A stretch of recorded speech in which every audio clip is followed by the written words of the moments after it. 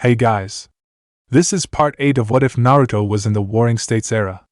Hit like and subscribe if you like this one, and also please check the author in the description. Let's start.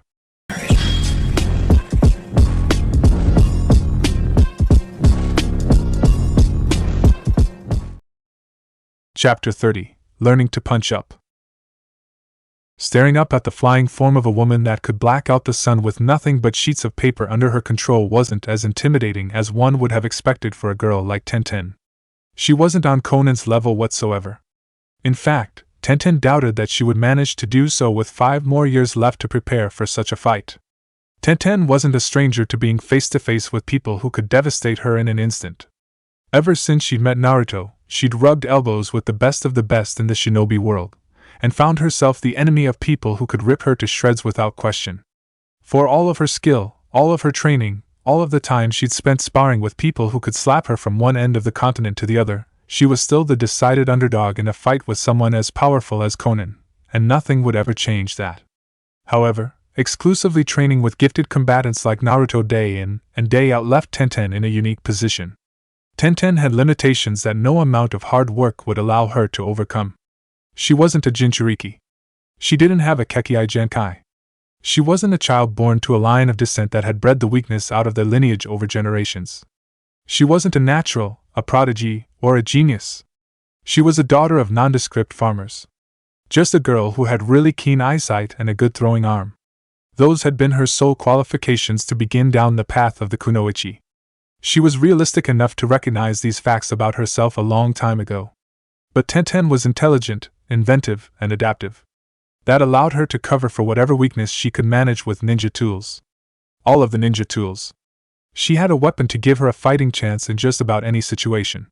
For better or for worse, Tenten couldn't think of anyone better equipped to exclusively fight people stronger than themselves than her. And that was why when she looked up and watched Conan lower herself down closer to earth, she wasn't as afraid as she probably should have been. There was hardly any tension in her body, even as Conan got close enough to analyze her closely, clearly remembering the bun-haired girl. "So, it is you after all," Conan said. "It's been quite some time.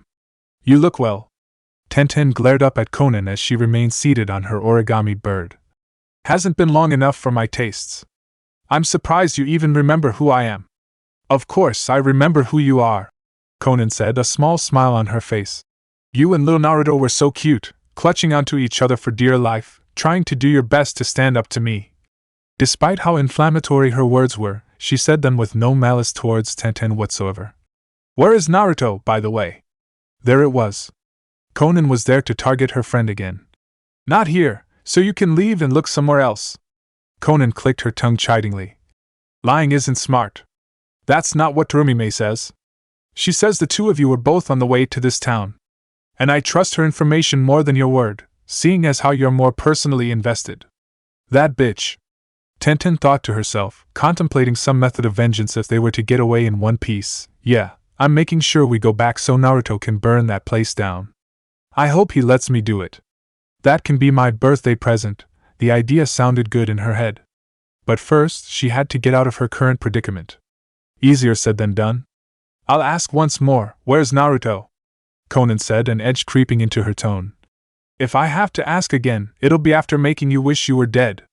Tenten heaved a great sigh of resignation that she would have to fight the extremely dangerous woman, and quickly placed her hands inside of her sleeve, withdrawing it to reveal a crossbow on her right forearm. She fired a bolt at Conan's head, only for the origami bird she was on to collapse and reform into wings on her back that blocked the attack.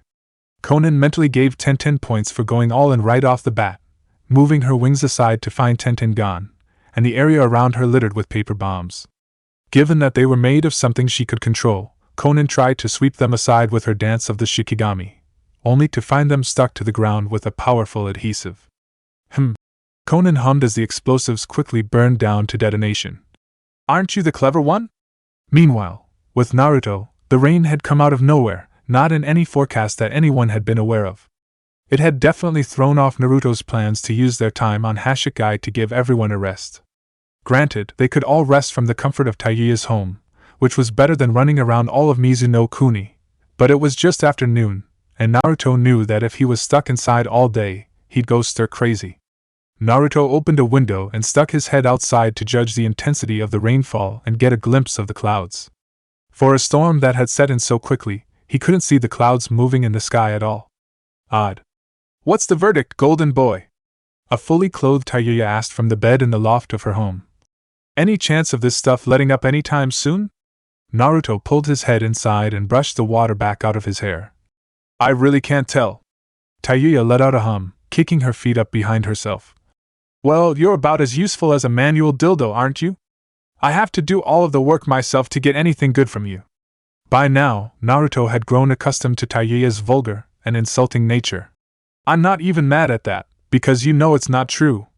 After a few weeks of experiencing Tayuya's sparkling personality, Naruto liked to think he was beginning to get a handle on when she was serious or not. This sucks. Well, look at the bright side, Tayuya offered. Naruto waited for Tayuya to expound on her point, but never received any additional details. What bright side are you talking about? Tayuya shrugged. I don't know. You're the one who's better with all of that positive shit than me. You come up with something. Wow. Thanks. Naruto replied before frantic knocking came at Tayuya's door. What the hell? He pointed to the door, silently asking if he could open it. Her irritated expression signified that someone needed to in order stop the racket. Naruto opened the door, only to have to cover up from being pummeled by Kabuto. Hey! Hey! Hey! Kabuto, stop!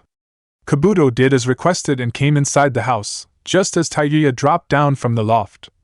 Why are you banging down my goddamn door, cream puff? She said angrily. You're killing my chill. It took a lot of work to get her to chill, Naruto admitted. Kabuto was confused as to what he meant, only to focus in on the all-important reason he'd rushed back to them. Naruto. Konan is here. Naruto's jaw tightened, while Tayuya remained in the dark as to why that mattered. Who? She asked. Naruto didn't deign to answer at the moment. Where's Tenten? When Kabuto didn't answer, his eyes drifting back toward the town proper, Naruto knew all he needed to and went to grab his gear. Fine. Game on, then. I've been waiting 4 years to get that bitch back. Let's go get our girl out of this. Tayuya raised an eyebrow. He was talking about this Konan like it was someone Tenten couldn't handle. She wasn't some chakra monster like Naruto was, but having seen the girl in action plenty of times over the last couple of weeks, it was hard to consider. Asterisk knock. Knock. Knock. Asterisk at the sharp rapping at Tayuya's door. Both Naruto and the girl in question froze in place and turned to Kabuto. Cream puff, did anyone chase you here? No, Kabuto replied with uncertainty. I didn't see anyone else. The only person I saw was the same person Tenten saw. The person she sent me here to tell you about. The trio looked at each other in silence before Tayuya sighed, grabbing a kunai to tuck away on her person just in case. Gaggle of pussies. I swear to God.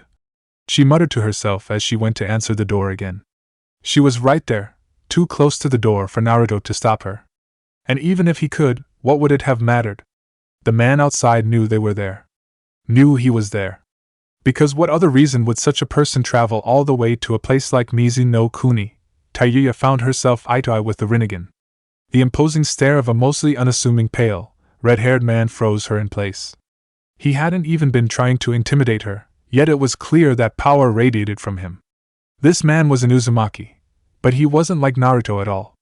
Every survival instinct Tayuya had screamed at her to run, not even to fight, because it would be futile to do so. Her flute, her guitar, her chief weapons, were across the room, far out of reach. She would be dead before she could get to them if she tried to do so. Before panic could truly set in, Naruto set a hand on Tayuya's shoulder and guided her protectively out of the way. Tayuya, it's okay, he assured her softly. I'll handle this. Tayuya eyed the blonde as though he were insane. What the fuck do you mean you'll handle this? By yourself? I don't know this guy, but dash. Naruto shook his head. Even though she knew she was out of her league, she wasn't going to prostrate and back down. But she had no obligation to stand up and fight, either for her own pride or otherwise. This doesn't have anything to do with what we hired you for. It's clan business. He turned to where Nagato waited patiently, just outside. Don't hurt her or Kabuto. They aren't in this. Nagato frowned, slightly offended at Naruto's implication. I don't want to hurt anyone I don't have to.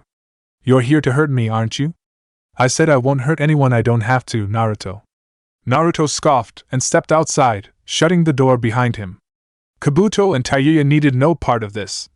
I've been gone for years and I haven't destroyed life as you know it, the way you all figured I would. He said mockingly. Why is you wanting me dead still a thing? And don't say it's Kurama. Knowing Naruto was referring to the Kyuubi, from how he tried to defend himself in his youth, Nagato responded. If that's your request, you don't want my honest answer.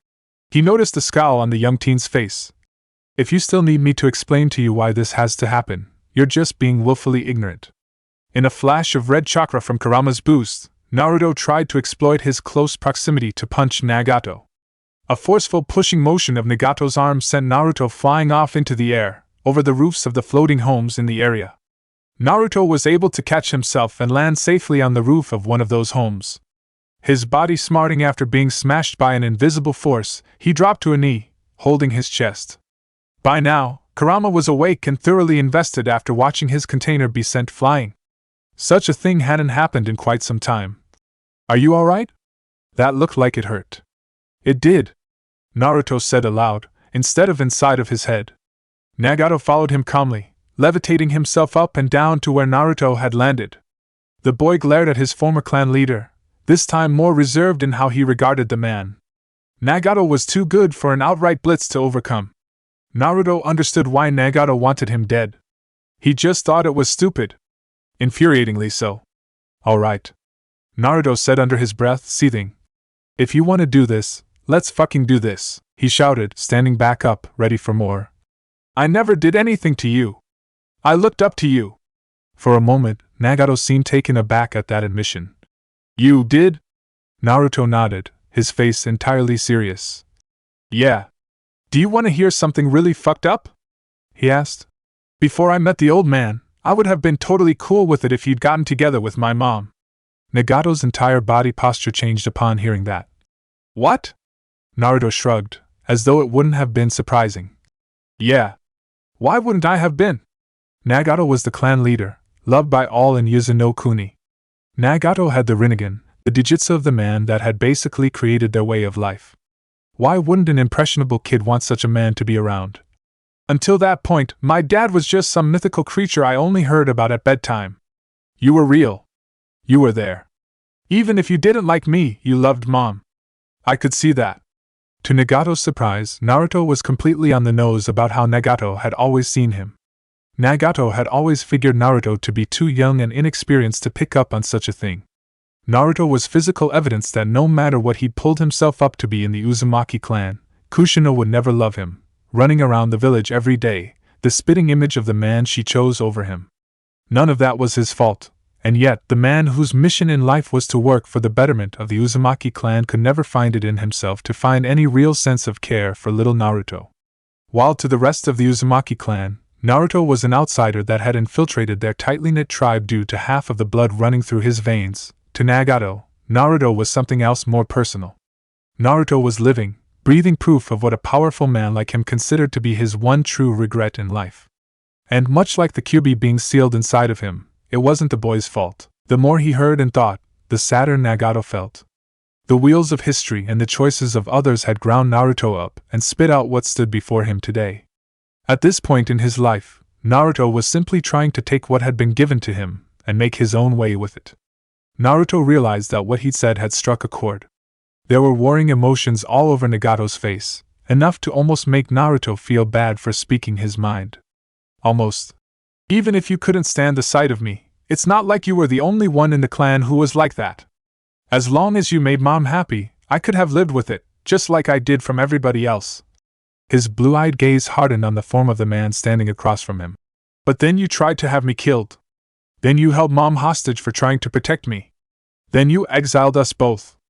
All for something we didn't even have any say in. So fuck you.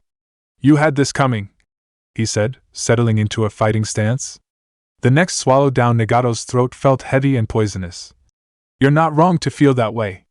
All the same, he said, standing arms wide open, beckoning Naruto to him. Whatever you think I have coming, I won't be getting it from you. Jinchuriki or not, trained by the Yellow Flash or not, you're a few years too early to take me on. Tenten did her best to remain hidden and outpace Conan. Fighting her directly would result in defeat. If she wanted to win, she had to be smart. Being smart in this case meant waiting for Kabuto to get Naruto off of his ass so someone with some real stopping power could enter the fray and put Conan away. She felt bad about using the town as her cover, but she didn't choose to start the fight there, or to fight at all. Where else was she to go? Attempting to avoid alleys with dead ends, Tenten tried to keep out of sight of the skies in order to negate Conan's obvious advantage in mobility. She'd gotten a decent look at all kinds of streets and paths while she and Kabuto had been searching for the Hozuki brothers, so she just backtracked. How much could Conan know about Hashirama when she'd only seen the town for presumably a few minutes, and only from above? If Tenten could keep her close to ground level, she figured she had a chance. She figured that much until she almost made a turn down an alley that she didn't remember having been there before, stopping herself from going a way that would have killed her. That path quickly broke apart into countless sheets of paper, prompting Tenten to flee at a reinvigorated pace. "Come now, dear," Conan said as she continued her pursuit. Tenten had been able to dodge every sheet of paper sent her way, weaponized or not. Clearly, she vividly remembered Conan's fighting style from when she was younger. "This whole game of cat and mouse is so tiresome. You can always give up and leave me alone," Tenten offered, trying to stall as she thought of a way to fight back and buy more time. She was running out of space and opportunity. "I'm not stupid enough to fight you on your terms." A knowing smile came to Conan's lips as she finally managed to corner her enemy. "You're not stupid enough to fight me at all," she said. "You sent your little friend to find Naruto, didn't you? If he left wherever he was staying to come and get you, Nagato's found him by now." Tenten froze in place. She had never seen Nagato, but from what she knew of him, it left her feeling wary of leaving Naruto to deal with him alone. Even if Tayuya and Kabuto were there, he would want no part of getting them involved. "Nothing in the rain escapes Nagato's notice," Conan explained. "So, Naruto won't be coming to help you, and you won't be leaving to help him either." A chill went down Tenten's spine, not just out of concern for herself, but for her oldest friend. "I see." The rain continued to fall as the two stood off across from each other. Conan had no need to rush. She was in full control. Tenten couldn't afford to rush. Anything rash or foolish would end her life. A twitch of Tenten's fingers resulted in her being turned into a human pincushion by shuriken, transformed from Conan's paper. Conan was irritated at the sight of Tenten's body disappearing in a puff of smoke, a shadow clone. I wasn't aware she knew that jutsu," the blue-haired woman muttered to herself. No matter. It wouldn't take too long to find Tenten again. The blueprint for handling Nagato had already been laid out. Naruto had heard of what had happened when Minato fought Nagato dozens of times since it had happened, straight from the mouth of the man himself. In Minato's own words, he avoided the business end of Nagato's abilities by using his speed to make himself as difficult a target as possible, and struck only when he saw an opening. Naruto wasn't capable of using Hiraishin, but could mimic the method his father used in his own way. Kurama's chakra let him move faster than most anything could keep up with. Naruto bounced off of the walls of the floating homes that surrounded them, making it hard to follow his path as he worked to get Nagato off balance. But the man refused to provide Naruto with an opening, avoiding each attempt to hit him by mere inches. From Nagato's end, the Rinnegan let him see chakra. Even if Naruto moved faster than he could see a trail of red chakra that Naruto left behind, letting him estimate where Naruto would move in his blind spots. It was too direct an idea to outfox someone like him. Eventually, Nagato got Naruto's timing down and turned just in time to meet him with an extended arm. "Shinra Tensei, heavenly subjugation of the omnipresent god!"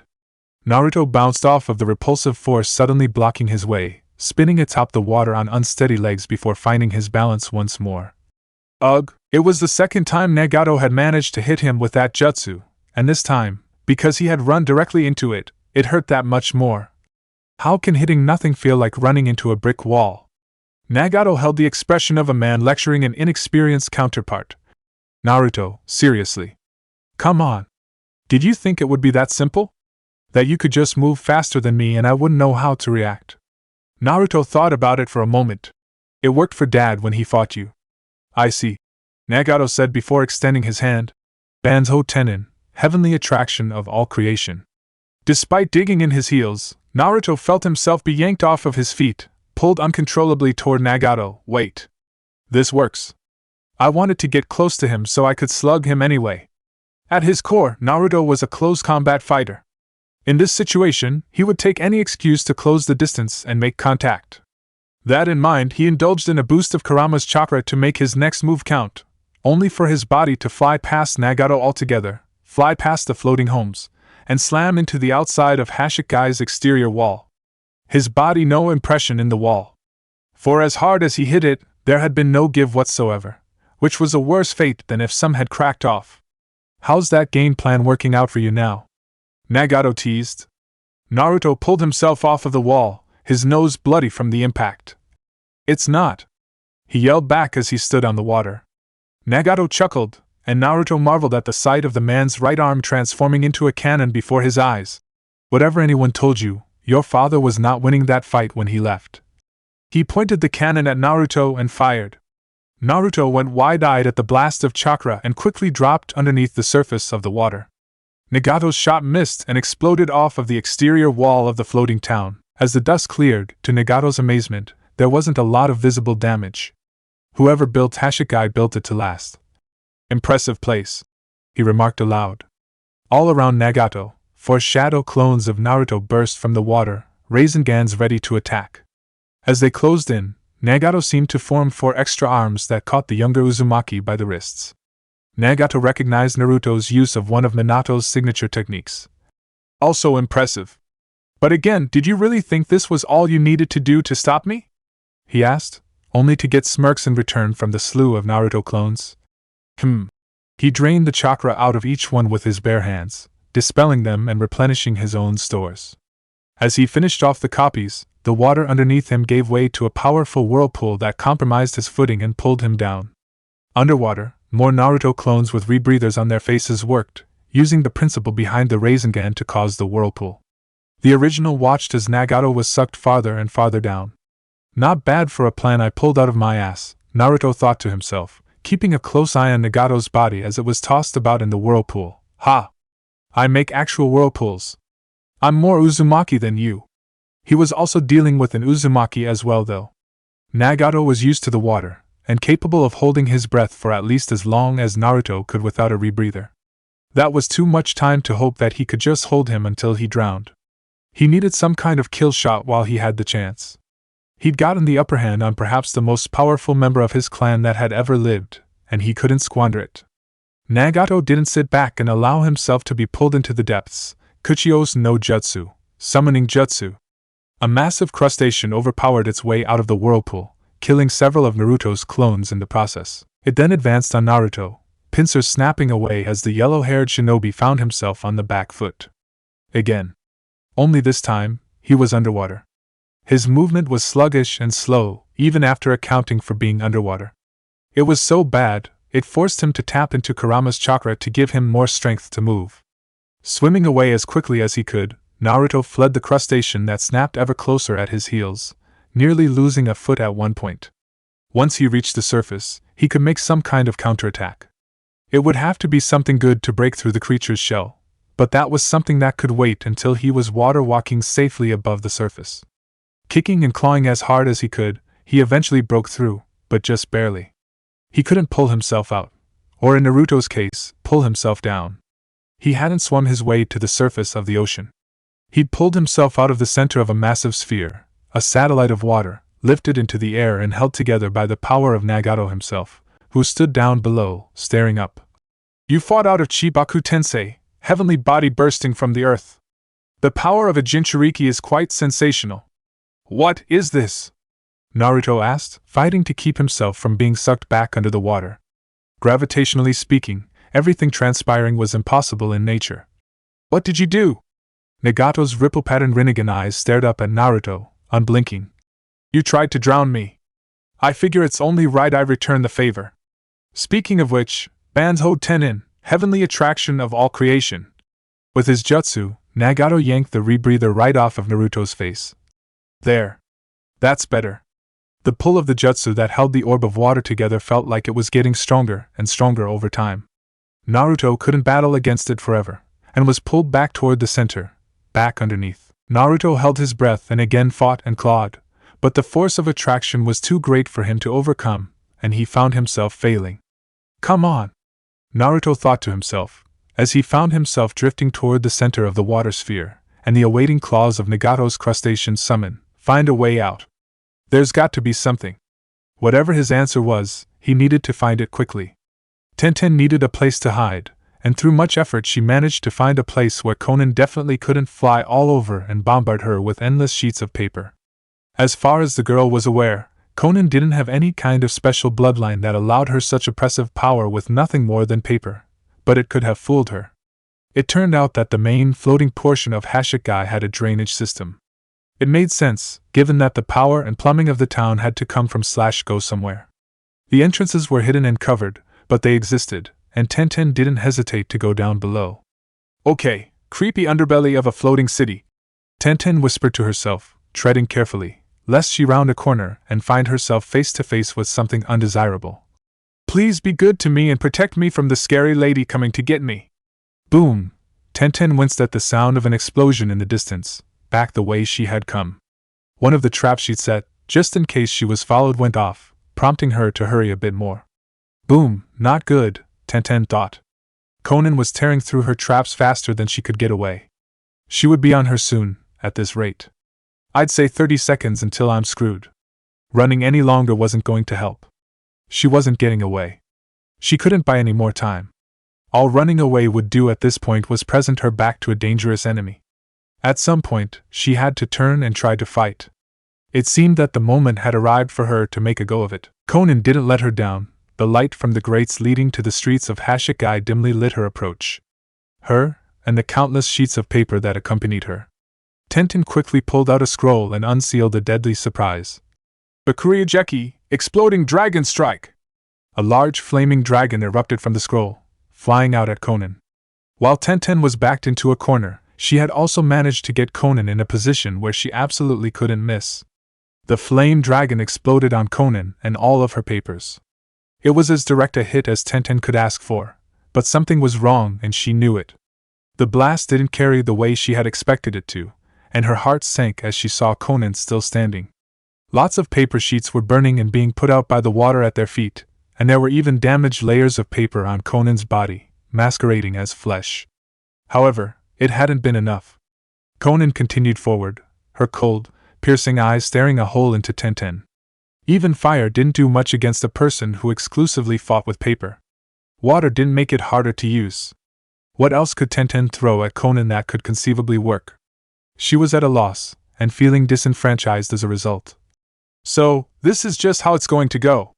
You hunt us down and kill us because Nagato said so?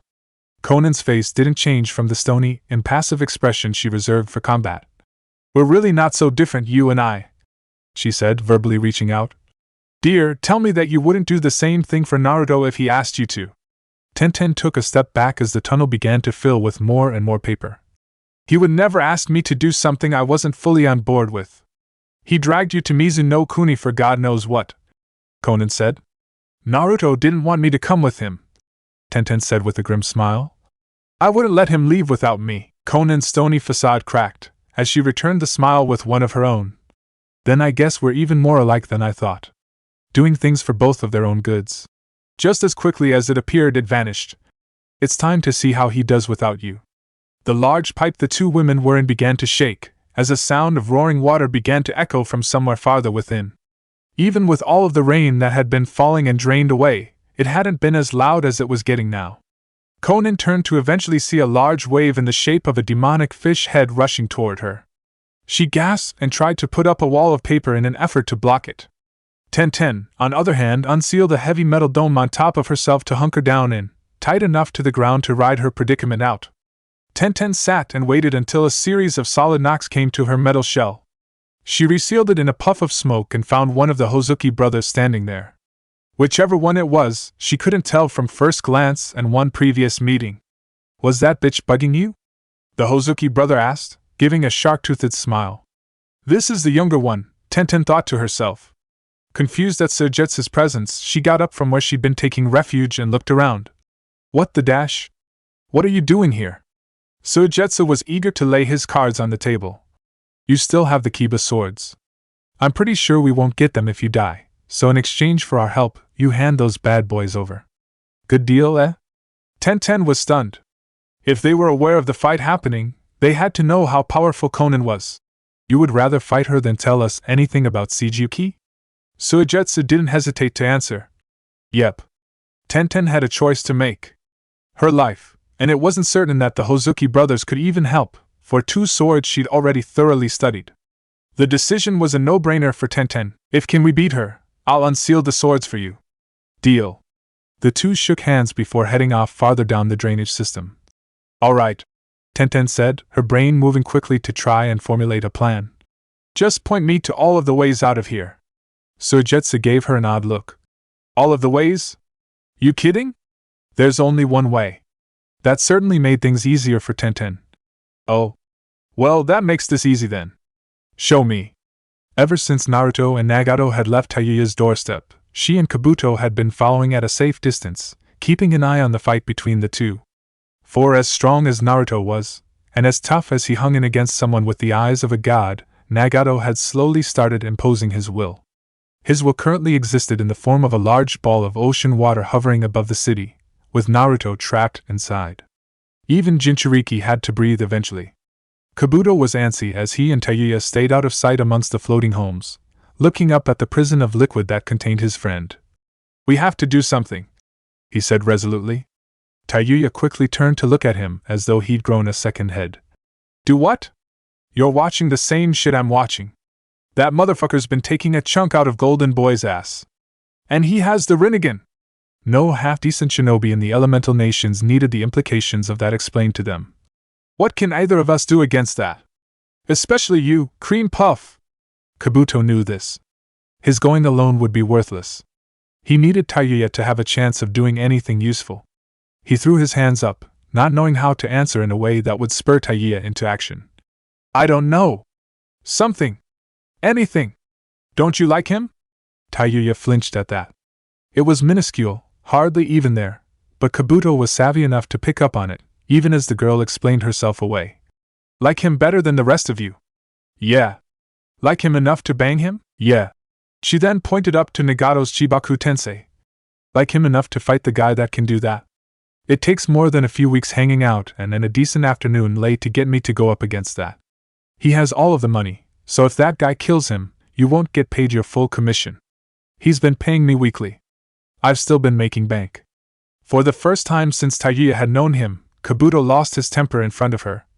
Damn it, he would do it for you. Even though he just met you. You know he would. Jumpiness be damned, he was going to say what he needed to say. So what? Tayuya snapped in return. I don't owe you shit. I don't owe Golden Boy shit. Kabuto looked like he wanted to say more, to argue further. But time was of the essence, and he couldn't spend an eternity trying to convince Tayuya to step in. You know what? It doesn't matter. Do whatever you want. Not bothering to give Tayuya the chance to offer a rebuttal, Kabuto went to try and aid Naruto, leaving the musical kunoichi behind with no one to vent her frustrations on, and she had plenty of frustrations. She looked out at the sphere of water containing Naruto, staring intensely at it. All of a sudden, the anger in her stomach at Kabuto calling her out had a new target. The red-haired man standing on the rampart of Hashigai. Hell's bells. Tayuya muttered before her body started carrying her into action. Nagato stared up at the Chibaku Tensei that kept Naruto imprisoned, trapped near its center. Even though he was too far to see with his own eyes, the Rinnegan allowed him to see through the eyes of his summoned crustacean. Naruto continued to live, even though he had been fighting underwater for a few minutes by this time. Still, it was only a matter of time. He was fading. Despite the dynamic of his relationship with Naruto's parents, it brought him no joy to do something like this to him. Naruto's earlier remarks made it no easier to stomach, but what was already in motion could not be undone so easily. His attention was drawn away when he was confronted by the purple-clad man with the silver hair that had been present when he'd found Naruto in the first place. He wasn't even armed, and yet he seemed prepared to do something drastic. Nagato decided to try and prevent 2 tragedies from happening in one day by his hand. There was no need for more violence than absolutely necessary. Naruto asked me not to attack you, Nagato said. He could see the intimidation in every inch of Kabuto's body language. He didn't want to fight. Are you willing to do something to throw away your friend's request so easily? I have no quarrel with you. Cleanly knowing he had no chance, Kabuto still stood his ground. Yeah? Well, what if I have one with you? Nagato raised an intrigued eyebrow. Indeed. What if you have one with me? What will you do, I wonder? He took a moment to size Kabuto up, taking in every detail his powerful eyes could manage. What can you do? Kabuto gave him no answer. Nagato watched his face as it dawned upon him that despite his intentions, he had no effective way of executing them. Before anything else could be said, 3 hulking figures that landed on the rampart wall with a loud crash. When Kabuto turned around, he took a hesitant step back. 3 demons, for lack of a better term, 4 times the size of a regular person, all with their eyes and ears covered and their mouths sewn shut. One wielded a giant studded metal club, wore a dark green bodysuit, with hair covering its entire head and face. The second was shirtless and bald with dark pants. Bandages around its wrists tied claw-like weapons made of thorns in place. The third was armless, and its entire upper body and head covered in bandages, with several needles pinned into its head. At that moment, Kabuto knew he was a dead man, and these 3 creatures were what would ferry him into the afterlife. I thought you said you weren't going to kill me? He said, turning to glance Nagato's way. To Kabuto's bewilderment, Nagato was also surprised. He shook his head in response to Kabuto's statement. Whatever those are, they aren't mine. The creepy monsters weren't Nagato's? Then whose were they? The only person with unsettling summons that Kabuto knew of was Nagato. That giant crustacean had been something else. But then, these weren't also his? The playing of a flute spurred the mammoth demons into action. Kabuto flinched in anticipation of his own death as they went to pounce, but all that hit him was the wind from their bodies as they leapt past him and at Nagato. Threatened by the new arrivals, Nagato took evasive measures, managing to dodge being smashed by a club and torn apart by claws. Shinra Tensei, heavenly subjugation of the omnipresent god! Nagato blasted away the demon with the claw weapons, and saw the armless demon charging at him with its head lowered, intending to gore him with its needles. His repulsion/attraction abilities hadn't recharged yet, so at the last moment, he jumped into the air and landed on the back of the armless demon's head, driving its face into the ground hard enough to crack the surface. The club demon timed his landing with a horizontal swing of its club, almost managing to make contact, but Nagato jumped again, using a burst of chakra from his feet like a jet booster. Detaching his wrist, a cluster of missiles fired from the opening, exploding onto the club demon and the armless demon. While Nagato's attention was on them, the claw-wielding demon met him in the air, wrapping its arms around him and falling back down to the ground with him in its grasp, flute music playing all the while. From the smoke created by Nagato's missiles, the club demon charged out, just as the claw-wielding demon stood with Nagato wrapped up. With no regard for its fellow demon, the club demon swung its weapon and hit Nagato, and the demon holding Nagato, as hard as it could, sending both flying off of the rampart and down into the city proper. Kabuto stared until he decided to look in the direction of the music and saw Tayuya as the obvious player. What are you doing? Tayuya ceased her playing and took a breath. What does it look like? She huffed. I'm bailing Golden Boy's ass out, just like you wanted. She turned and looked up to see Chibaku Tensei hanging in the air. Why is that still up there? Because I'm not dead. A chill went down Tayuya's spine as she heard Nagato's voice. Over the edge of the wall where he'd previously fallen, he slowly floated up, holding the severed head of her claw-wielding demon. His clothes were wet, a remnant from his underwater battle with Naruto. Other than that, Nagato looked entirely unscathed. Tayuya quickly returned to playing her flute, spurring her 2 remaining demons into attacking Nagato again. This time, he held out his hands and intercepted them before they could begin. Banzo Tenin, heavenly attraction of all creation. He repulsed them away, directing them up into the floating sphere that would provide them the same fate as Naruto, to be trapped by the pull of Chibaku Tensei. Just like that, there was no deterrent, physical or philosophical, keeping Nagato from Tayuya and Kabuto. Fuck! Came the very honest, very unladylike curse from Tayuya's lips. Cream puff, if you're hiding some kind of ace up your sleeve for a rainy day, this would be the day to pull it out, both literally and figuratively. Kabuto froze for a moment, before digging in his equipment and pulling out a scalpel. Nagato raised an eyebrow, while Tayuya palmed her forehead in exasperation. What? Kabuto argued. It's the best I've got, scalpels are sharp. Tayuya shook her head, muttering aloud. I'm gonna die. Yep. Nagato confirmed, lifting his hand. He fired a long, black stake that hit Kabuto in the stomach, impaling him. Kabuto groaned, hands wrapping around the odd weapon that had caused the critical injury. He looked down at his wound in open-mouthed horror, and up at Nagato before slumping to the ground. Tayuya was stunned, not because Nagato killed one of them, but because the one he'd gone after had been Kabuto. You shot Cream Puff? Why the hell would you shoot Cream Puff? He couldn't kill a mouse. She had literally watched Kabuto try and failed to kill a field mouse that had infiltrated their camp and gotten into his gear a few days prior. Nagato shrugged. From what my eyes can see, he's more dangerous than you. Three warring thoughts in Tayuya's mind were the fear of watching an ally die in front of her, the relief that it hadn't been her first, and the indignation at being told that Kabuto was a bigger potential threat. If she did nothing else before she died, she had to prove that assumption incorrect, if only for her own sense of pride. Alright, douchebag. Tayuya growled, fist wrapped tightly around her flute. If fighting you is the equivalent of jumping off of a cliff, I might as well make sure I fall to my death in style. She seemed prepared, and Nagato was prepared to deal with her accordingly, when a massive roar shook the air. Moments earlier with Naruto was stuck in the perfect center of Chibaku Tensei, locked in mortal combat underwater with a giant crustacean and its claws. Unable to move much at all anymore from where he was, it took everything he had to use his arms to hold it off. This sucks, Naruto thought to himself as he pushed back against the deadly appendages. After everything that's happened, all I've actually lived through, I'm gonna get killed by a stupid crab. If we die in a way that's this lame, I'm never going to let it go when we get to hell. Why would we go to hell? You mean other than because of the many, many people we've killed? Yes. Focus on getting out of this before we drown. Easier said than done.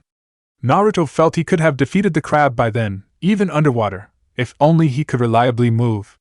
But even the slightest movement took all of his strength, to say nothing for struggling against a powerful summoned creature. He borrowed chakra liberally from Kurama just to do so. But then, something happened. Two massive figures broke through the plane of the water sphere, attracting the crustacean's attention. As Naruto was trapped and thus would not be going anywhere, the creature decided to make victims out of the two new arrivals that were not dealing with the worst of Chibaku Tensei's effects yet. Okay, we've got a chance, Naruto thought in amazement. Despite the pressure holding him to the black orb of energy, there was still one thing he could do to fight his way free. Man, we've got to get out of here. Kurama, do the thing. Inside of the seal, Kurama perked up. Naruto could just about see it in his head. Wait, you're letting me do the thing? You never let me do the thing. Well, we need to get out of here, so I need you to do the thing. Don't make it weird. Oh, I get it. It's all well and good when you want me to do the thing. But when I want to do it, you always say no. I can't just let you out to tear stuff up because you want to. Look, we need to get out of here. Can you just back me up on this? Kurama clearly wanted to be more petulant, but survival was paramount. Alright. But only because we're drowning. Naruto could feel Kurama's chakra pulse, as though he were warming up inside of him. Do the thing. Loosen up those puny human tenketsu wide. This one will hurt. I know. Doing the thing. 30 seconds, Naruto grit his teeth as he pushed deeper into his tailed beast mode. His red cloak began to take on the appearance of Kurama, expanding as well to the fox's actual size. Black lines ran over the entire body, beginning from where Naruto was situated. Make it quick. The standard form of Kurama's chakra cloak took a toll on Naruto's body on its own, but turning into a giant chakra version of Kurama was a different level of agony altogether. So painful was it, that Naruto had to relinquish full control to Kurama just to maintain the form, and even then, he couldn't hold it for very long. It was the closest thing to freedom that Naruto could give to him, and it came at the price of excruciating pain for the Jinchuriki. Fortunately, Kurama didn't need very long to do what they needed to do. Nagato's giant crustacean took a break from ripping apart the remaining doki only to find Kurama in control of a chakra form that utterly dwarfed it. With no small amount of glee, Kurama snapped his jaws around the crustacean, chewing it up thoroughly before swallowing. He was enjoying himself far too much. Kurama, get us out of here already. Fine. Fine. I'm going. With his brute strength, Kurama was able to fight his way out of the gravitational pull of Chibaku Tensei, clawing his way to the edge of the water sphere and forcefully pulling his way out. Feeling the air once again was such a relief that Kurama let out an instinctual roar before yanking his body the rest of the way out and plummeting down to the wall surrounding Hashirama. Kurama relinquished control when he felt the strain on Naruto begin to grow to be too much, just before they hit the ground. Kurama's chakra form vanished in a burst of red, leaving Naruto crouched on the rampart, greedily sucking in as much oxygen as he could. He took a moment to catch his breath before straightening his legs and standing. Getting to breathe air had never felt so good. Yet, there was still Nagato to deal with. It didn't take long for Naruto to spot him, not too far away from Tayuya and a figure on the ground. Kabuto? Naruto rushed over, coming to a stop nearby, standing between his friends and Nagato. Nagato stood wide-eyed at what he'd just seen from Naruto. Tayuya wasn't much better, but Nagato was the one who actually had to fight him. Regaining his composure, he fired a few black stakes at Naruto from his hand, only for Naruto to dodge them all and rush Nagato with a burst of Kurama's chakra. Nagato had dealt with this before and could do it again. Shinra Tensei, heavenly subjugation of the omnipresent god. Naruto created a clone in front of himself to go ahead and take the brunt of Nagato's gravity attack. Having spent the last few minutes fighting against Chibaku Tensei, Naruto himself pushed through the rest of Shinra Tensei and continued the rest of the way onto Nagato to deliver a crushing blow to his face that sent him tumbling back. Yeah! Naruto exclaimed, growing fatigued from the day's ordeal. Finally! I've wanted to do that for almost 5 years. He shook his hand out. For some reason, punching Nagato felt like hitting the metal wall of one of the floating homes. Golden boy! Naruto reacted to Tayuya's voice to find her kneeling over Kabuto's seated form. One of Nagato's black stakes stuck through his belly and back, blood pouring freely. However, he was alive and wheezing. Tayuya didn't know what to do to help him.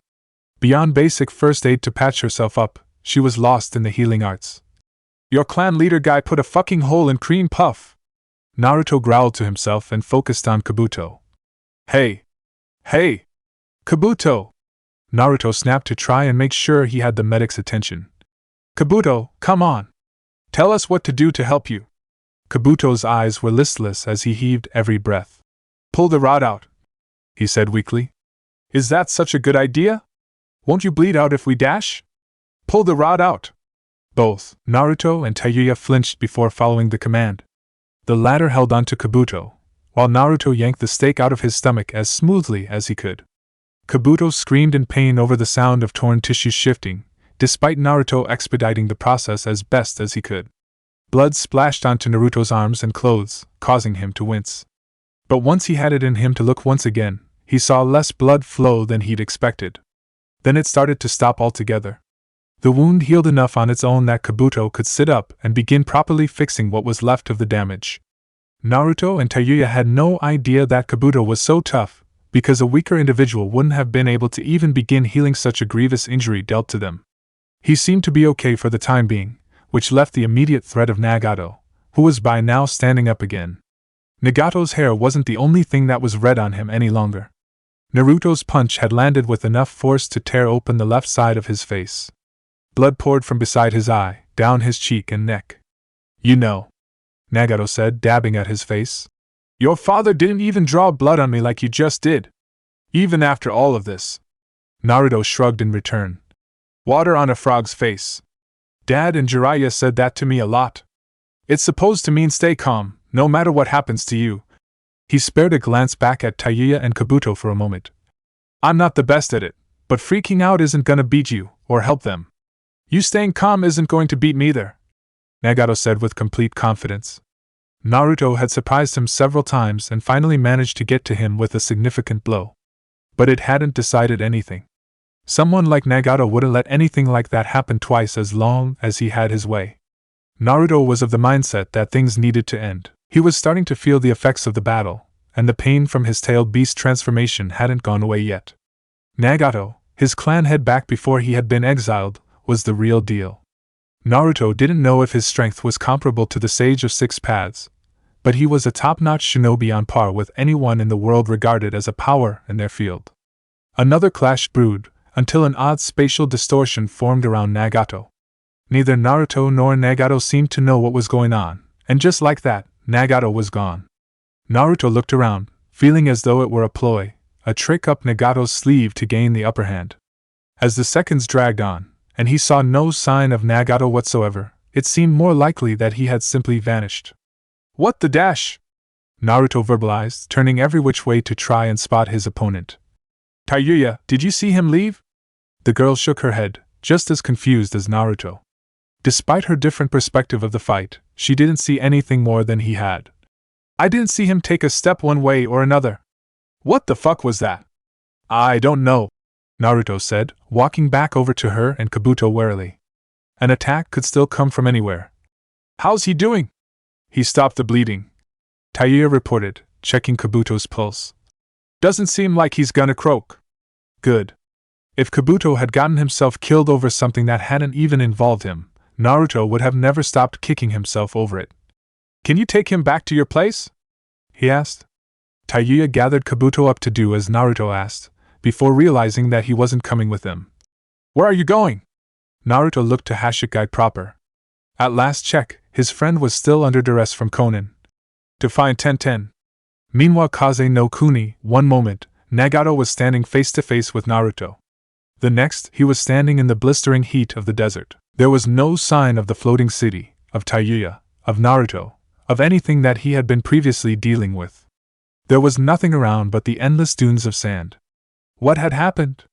The last thing that had taken place was that odd ripple of air around him. He'd figured it had been an attack that Naruto had slipped on him, but he hadn't taken any damage. Does the boy know some form of Hiraishin no Jutsu? Nagato wondered to himself. Naruto honestly doesn't strike me as the type to pick up on space-time ninjutsu. Another vortex formed in the air not too far away, catching Nagato's immediate interest. Instead of Naruto, or someone else he knew of stepping out, an individual he had no knowledge of emerged. A man with long, spiky black hair, wearing a form-fitting dark blue robe, brown pants, and brown gloves walked out of the portal. On his face rested a solid orange mask with black flames. Nagato took a moment to size the stranger up. Who are you? The masked stranger shook his head. That's not important. Nagato wasn't about to let the mysterious act slide so easily. I beg to differ, given that you interrupted something very important. About that dash, the masked man said.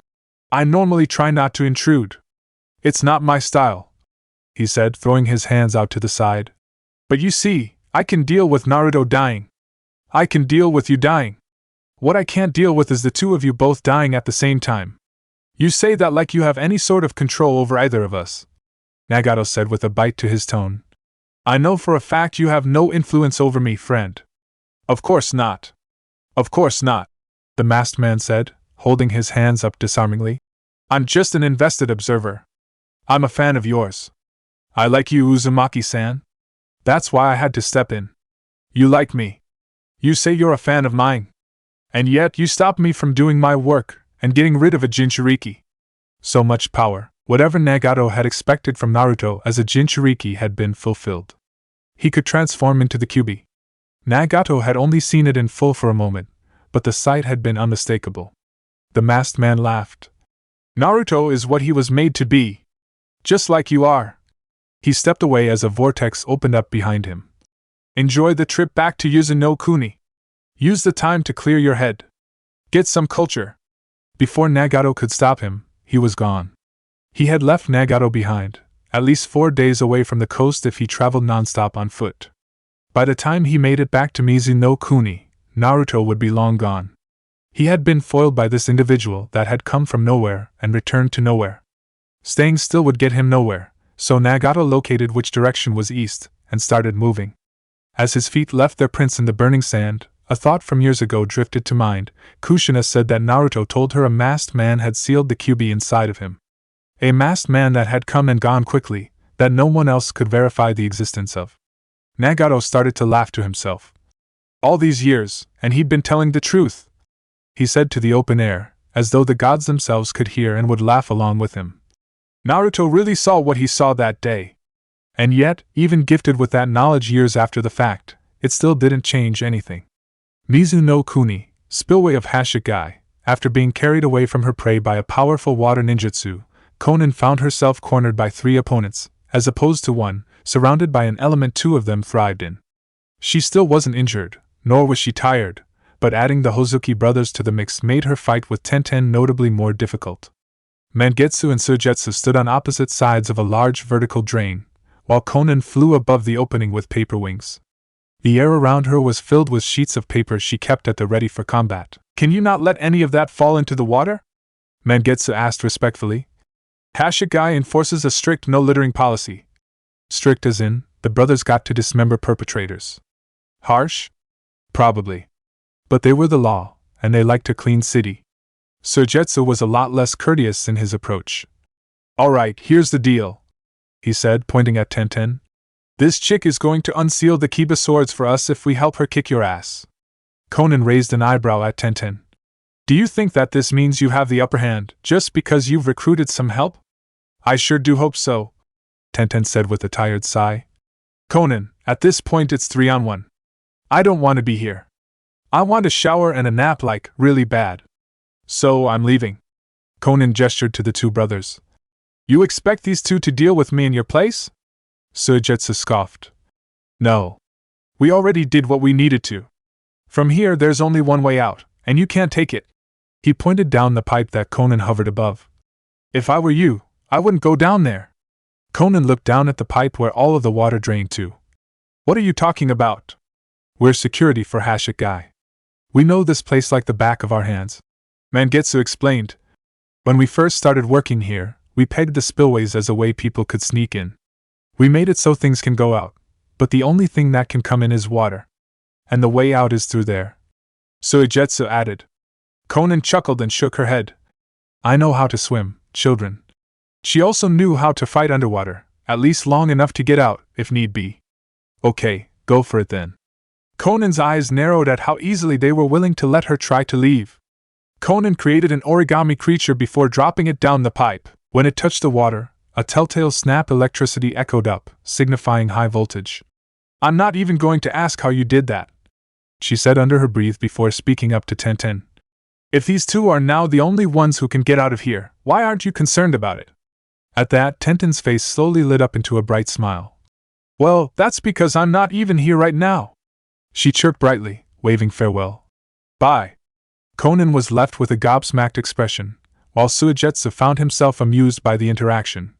Yeah, she booby-trapped the way out and left a clone with me after I told her how to escape. She must really not like you to leave a shadow clone just to tell you to fuck off. For the second time today, Tenten pulled the wool over her eyes with the use of one shadow clone, and Conan had let it happen by overlooking her. I'm going to kill that girl, she seethed. Not today, you aren't, Suigetsu taunted. Enjoy your cozy accommodations, lady. Mangetsu also rubbed salt in Conan's wound. Feel free to find my brother and I once you get out of here, in case you'd like to settle up with us. At that, he smirked. Of course, we'll have new superweapons by the time you do. Also, unlike you, we'll be fed and properly hydrated, Suigetsu said. So yeah, bring it on. With that, the brothers turned their bodies to liquid and began squeezing themselves through the grates and small pipes that would take them back to the upper portion of their town. That left Conan alone in the damp, cold, uncomfortable underbelly of Hashigai. Conan shut her eyes, sighing to repress her own anger at being trapped. She could feel the vein throbbing near her temple with every beat of her heart. Very well, Tenten. If we ever meet again, I won't make the mistake of underestimating you. When Naruto found Tenten shuffling her way back to Taiya's house, looking very tired, but for the most part unharmed, he couldn't help himself. He gathered his closest friend up in a big hug, a hug that only grew tighter once she recanted the events of her day. Even when they made it back to Taiya's home, Naruto didn't let go. I'm so goddamn proud of you, he exclaimed. Do you know how long I've wanted to check that bitch myself? You didn't even need me. You left her stuck under the city all by yourself. Not by myself, Tenten admitted. The Hozuki brothers helped. A lot. They had earned their offered price of Kiba blades, even if they didn't divulge anything on Seijuki. Don't care, Naruto decided, swinging Tenten from side to side. You beat Conan. I love you. Accept my love. Tenten sighed tiredly, but smiled despite her fatigue. I accept your love, Naruto, she said, patting him on the back. Good. Now let Mom adopt you when we get back, the way she always wanted to. That was a bridge too far for Tenten. I'm not doing that, she said, untangling herself from Naruto. She noticed Taiya across the room, moving around and grabbing anything of value she could find. What's she doing? Taiya answered, without bothering to even look away from what she was frantically doing. "Packing my shit to get the hell out of here," she said, her face twisted in annoyance. "Golden Boy may have chased off the guy with the Rinnegan, and you might have gotten your person to fuck off, but if they aren't dead and they're still holding a grudge, they'll know where to find me." After seeing Nagato in action, Tayuya wanted absolutely no part of fighting him. Kabuto was resting on her couch, having just healed himself from the wounds inflicted by the man. If Nagato was out for petty revenge, she wouldn't last very long, this she knew. Life had been comparatively comfy on Hashigai, but those days seemed to be over. "Fuck it," Tayuya muttered, finishing all of the packing that she could hold in one scroll. She sealed her belongings away in a puff of smoke. "I had a good run here, I'll just have to find another safe space. Gotta be somewhere in Mizu, right?" A silence fell over the house as Tayuya continued getting her things together. Tenten looked at Naruto pointedly, much to his confusion. She gestured with her eyes to Tayuya, still getting a blank look from the boy. She wanted him to say something, but he didn't know what. Ow. An elbow between the ribs guided him in the right direction. "Do you want to leave Mizu?" Tenten shook her head at how hard it was to guide Naruto in the right direction. "What he means to say is, why do you have to stay here?" she asked Tayuya. "Do you even like Mizuno Kuni?" No. In fact, as long as Tayuya was a safe distance away, the entire country could go up in flames for all she cared. "Hell no. All this place does is make me miserable," she declared before her shoulders slumped a bit. "But it's all I know. I don't think I can make things work anywhere else. At least here, I know the rules." "What rules?" Naruto asked. The only rules he'd seen since showing up in Mizuno Kuni were don't cross Shijuki, and try not to die. At that, Tayuya smirked. "Exactly." With a shrug, she picked herself back up and continued her work. "Either way, it probably wouldn't shake out well for me." Naruto and Tenten looked at each other, nodding in agreement. "If you give it a shot, I can at least guarantee you steady work," Naruto said. Tenten followed up, backing up his claim. "Yeah, Naruto's dad always has stuff he needs doing. And it's not like we're one clan, and you'll be the outsider. There's all kinds of clans taking part, other freelancers too. There's even another Jinchuriki like me." Naruto butted in, trying to sell his father's unified village plan to Tayuya. "It's like the island of misfit toys. It's great." Tayuya's lips quirked upward in a smile. "Well, I guess I deserve a vacation after all of the crazy bullshit you pulled me into." They were managing to convince her, not that she needed a whole lot of it. "Oh, what the hell? I plan to roam anyway. I may as well expand my horizons some, eh?" Tenten pumped her fist victoriously. "Yes. Alright, let's get the heck out of this country before Kaiza ditches us. I'll carry Kabuto." Naruto was quick to take the cue to get as far as he could away from the site of his battle with Nagato. "Come on, buddy. We're getting out of this place." "Yay." Kabuto droned weakly as Naruto hefted him up over his back. "I'm not being sarcastic. I really mean it. I hate this country." The foreign trio made their way outside when Tayuya followed them out and stopped them. "Whoa, whoa, whoa. Hold your fucking horses, kids. I still need to finish packing my shit," she said, pointing back inside. Tenten noticed that Tayuya had her travel pack with her that she'd been stuffing with storage scrolls. "No, you don't." She reached into her own pack and threw Naruto an empty scroll. "Naruto, do the thing." Naruto unraveled the scroll and walked past Tayuya up to her house. "Doing the thing." "Doing what thing?" Tayuya asked, getting progressively angrier as Naruto continued to work, instead of answering her. "Hey! Doing what thing, asshole?" Before she could get any more frustrated, Naruto managed to seal Tayuya's entire home away. He turned around to hand it off to the stunned young woman. "That thing. Here you go." He walked by her with a pat on the back. Tayuya regained her composure quickly. "Well, I'm glad I never got around to paying rent while I was here." After everything that Tayuya had seen that day, seeing an entire home get sealed away in a scroll was low on the list. "Fine. Screw Mizuno Kuni. Let's roll." Naruto shifted Kabuto around on his back. "We've got a stop to make first." That elicited a glare from the two girls with him. "It'll be quick, and it'll be worth it, I promise." The next night, Mizuno Kuni main island, all alone, Naruto walked the sole path that led to the castle of Tarimime. The moon clearly illuminated his path, yet instead of trying to hide, he sauntered forward, hands shoved in the pockets of his vest. Along his route, he noticed the trees stirring. Undoubtedly May's scouts moving to let her know he was there. That manifested itself in his path eventually being blocked by the woman herself, flanked by enough fighters to block the road entirely. Other than May herself, they all seemed ready for a fight. Well, isn't this a surprise? May said, an infuriatingly patronizing smile on her face. Naruto was able to ignore it for the most part, not letting her smug demeanor get to him. Come on. You can't be that surprised that I came back after what you did. I even told you what I was gonna do.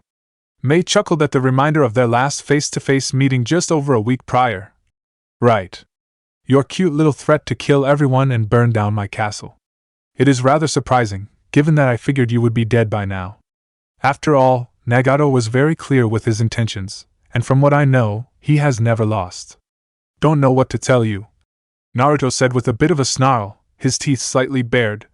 Maybe you shouldn't make it a habit of selling out people who are doing you a favor. Naruto, Naruto, Naruto. May replied, shaking her head. We're far enough away from my castle. She gestured to the structure, the top of which could be seen over the trees in the background. Which means that if you attack me, I don't have to hold back for risk of destroying something important. Her, and the entire armed contingent she kept stationed with her. Dozens of masked Seijuki operatives stood with the dangerous woman, ready to pounce on Naruto at the nearest provocation or order. There was a tense moment where Naruto stared her down, everyone frozen in anticipation. I came here looking a fight, he said, raising the tension further. Then I cooled down a bit, and just wanted to know who you guys were and what you were about. The hostility started to decrease as he continued to speak. Then I realized I didn't care. I did your stupid job, so I don't owe you anything. I'm leaving. Oh? And here I thought you would stay until you found what you were looking for. I never really expected to find anything from the beginning. I was just following a lead. Chasing a ghost, I guess, Naruto admitted. As tough as it was to stomach, the near month he'd spent in Mizuno Kuni had been a bust. Nothing had come out of it, and he'd risked his friends' lives. Anyway, I just came to let you know I was out of here. That's so courteous, May said, clapping her hands together gratefully. A distinct change from the young man brazen enough to threaten me in my own home. You frog-marched us to your dungeon, Naruto deadpanned, before shaking off any offense he might have felt. Whatever. When I know I'm a guest in someone else's house, I don't reach into their refrigerator without asking permission. My mom taught me better than that. I knew there was a good boy in there somewhere. May dripped with such insincerity that Naruto felt she would have risked reaching out to pat him on the cheek had he been close enough. Very well. Since we weren't able to help each other, and because I did put you in a difficult position, I suppose I can grant you safe passage to the coast. Wow. Ain't you gracious? May intentionally ignored Naruto's snark. Of course. I'm all for deals working out the best for everyone. This is the best our arrangement is going to get, dear. I suggest you take it. There were teeth behind her proposition. Right. I get the hint. I hope you enjoyed your stay in Mizuno Kuni. With that dismissal, their business was seemingly concluded. Naruto turned his back and walked away, heading back the way he had come. The situation seemed to have de-escalated. As May watched Naruto leave, a scout arrived on the scene with urgent news. Terumi-sama, the castle is on fire. May's eyes went wide and she turned around. Above the tree-line, large black plumes of smoke could be seen rising into the night sky.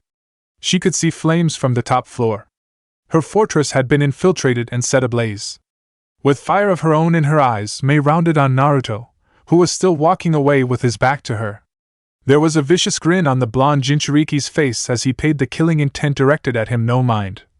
My mom also taught me to be a man of my word. He stopped and turned around, using Kurama's chakra to turn his eyes red. I told you if you screwed with me or my team, I was gonna burn down your building. He gestured for her to go away. There's some important stuff in there, right? I'm pretty sure my friend used chemicals to start that. You might want to get on saving as much as you can. May seethed as her accompaniment scrambled off to return to base and begin fighting the fire. You're going to pay for this, she threatened. Not tonight, I'm not. Naruto cheekily shot back. You enjoy that now. He vanished in a puff of smoke, revealing himself to be a clone, not even willing to grant her the satisfaction of dispelling him herself. The memories of Naruto's departed clone hit him and put a giant smile on his face. Sometimes it was the little things in life that made certain hardships worth it. Little things like seeing the look on the face of someone who tried to deceive you after you burned their house down. Or more specifically, after your friend burned their house down. Was it the most paragon approach in dealing with one's enemies? Probably not. Was it an appropriate response to having one of your most powerful enemies sicked on you by the leader of a shadow organization? Sure, if you had the means to do so. As Naruto hid in the deep woods, Tenten arrived at his side, having given anyone who might have been after her for starting the fire the slip. We clear to leave? Tenten seemed very pleased with herself, as she should have been. It had clearly been a blast for her to start the fire. Oh yeah? Yeah, we're clear. Come on, Naruto said, prompting the two to take off into the trees. Let's catch up with Kabuto and Taiya before these guys get their act together and come after us. After everything that had happened, fighting a prolonged battle against an entire force of enemies was the last thing they wanted, but Tenten felt it might have been something she could deal with, as satisfied as she was at the moment. It would be worth it. That felt so good. And I got some loot too. We can split it with everybody later. Naruto casually glanced over at his friend. Why? You took it. It's yours. Tenten gave him a surprised look before realizing what he'd said. She bit her bottom lip to hold back a happy squeal. Happy birthday, Tenten. Chapter 31. The Enemy of My Enemy. As Terumi May oversaw the salvage of what was left of her castle, it was easy to see that she was not a happy woman. Damned Uzumaki, she thought to herself spitefully. Burned to the ground. That punk kid and his cohort, which one it was, she had no idea, burned her stronghold to the ground. Whatever they'd used burned strong and rapidly. Also, water didn't have much of an effect on it. A very bad thing, given that most of May's underlings utilized water release. She bet those children got a good laugh about that. She could imagine getting her hands on them and melting them into puddles at her feet. And it wasn't just Naruto, the exiled one. It was also Nagato, the clan head. His strong-arming was the reason this all happened. She'd had Naruto in a position to run her an errand important for Mizu no Kuni's stability. He'd accomplished it, but as Nagato had more or less bullied her into selling him out. Naruto responded in kind. That bloodline had caused her no end of trouble with their in-clan feud, or whatever it was. They brought trouble to her territory. What happened? And now, it had brought him into her territory. A shiver went down May's spine involuntarily at the sound of Danzo's voice. It wasn't like he'd snuck up on her from behind. He'd approached her from the front. But his presence was so unspectacular that she didn't notice him until he was within speaking range. He hadn't even brought escorts for her to identify. And yet, she was in the position she was in because of him. Because he had instigated the moves to put her into a position to influence Mizu no Kuni's goings-on. He had put her there, and May had little doubt that he could take the steps necessary to remove her if he saw fit. Therefore, it was prudent she reply. Smoothing down the anger she felt at remembering the series of events, May kept an easy, light tone. A gaggle of uppity brats decided to punch above their weight class. Don't worry. I'll handle it. Her attempt to downplay the situation mattered little to Danzo. I didn't ask you if you would handle it, Terumi-san. I don't care if you handle it. I asked you what happened. May bit the inside of her cheek to keep her emotions in check before speaking again. A boy named Uzumaki Naruto came here, pursuing the swords. A Jinchuriki. I intercepted him and made a deal. As it turned out, Uzumaki Nagato came knocking in search of him. I chose to work with the one who was stronger. Or who she thought was stronger, seeing as how Naruto came back and Nagato had not. And Naruto did this? Danzo asked, turning to look at the ruined castle grounds. Namake's son, yet again, the old man thought to himself. First with the guardian ninja, now here in Mizu. Those weren't even the first two examples of the unintentional problems the boy's actions had brought to Danzo's ambitions. Who is that boy? May asked. She had thought he was just a loud child swinging a very large and dangerous stick in the form of the biju sealed within him. It doesn't matter, Danzo said, disregarding May's desire to know of things that would no longer affect her. It's business of the mainland. The important thing is that nothing that happened here did anything to cause us to lose our grasp of Mizu. May felt a measure of relief when Danzo said our.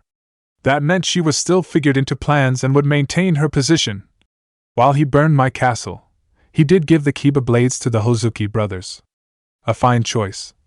She was able to admit, "Personally, I want Uzumaki Naruto's head on a spike. But personal grievances won't further our aims." "Exactly," Danzo said in agreement. "And you have no idea what happened with Nagato?" Mei shook her head. "My agents say he just vanished. No corpse or anything. As far as she knew, Conan was in the wind as well.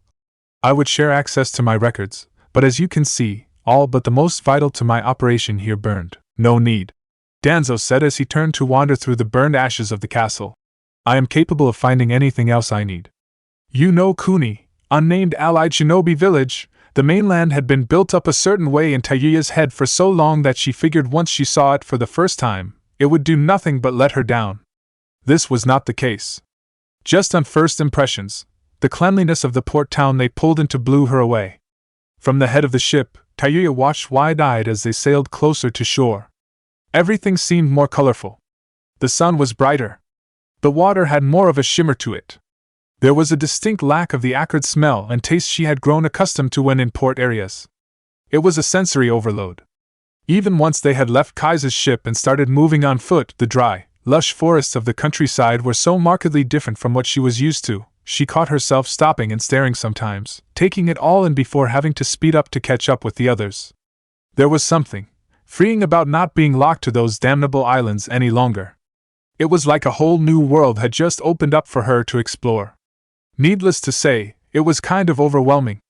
It took a lot for Taiyuya to keep the others from seeing her sweat. "You okay?" Tenten asked, moving closer to Taiyuya to check on her before they reached the village. "You seem kind of out of it." Taiyuya shook her head, snapping herself out of her stupor. "Yeah, fine. Just getting a good look around. Getting my bearings. Not trying to get caught off guard, you know?" she gave as an excuse. Tenten nodded as a small smile started forming on her face. "Well, we're almost home." "You're home, maybe," Taiyuya said under her breath. "Fair enough." Tenten could admit that Taiyuya had a point. "Yeah, and barely at that. We only recently started staying here," Tenten said. "Still, it'll be nice to finally be somewhere safe where we can rest." Even with Taiyuya trying to keep it to herself, Tenten could read that Taiyuya was uneasy. Despite her, Kabuto, and Naruto's best efforts over the last few days, the farther away from familiar territory Taiyuya got, the antsier she became. Mizuno Kuni might have been an unpleasant place full of horrible people, but it was what Taiyuya had been accustomed to. To leave it and travel all the way across the ocean by herself was a major leap of faith. Faith in what, though? That remained to be seen. As they finally reached the village, things seemed to have changed significantly in the time that they had been gone. As they got closer, they could see some of the territory that had been squared away for the use of the clans that had decided to join up. How Minato was deciding who went where was a process that Naruto personally wanted no knowledge of. The amount of squabbling and potential backroom agreements that went into such a thing would likely make his head spin. Naruto was a boots-on-the-ground type, not a behind-the-desk type.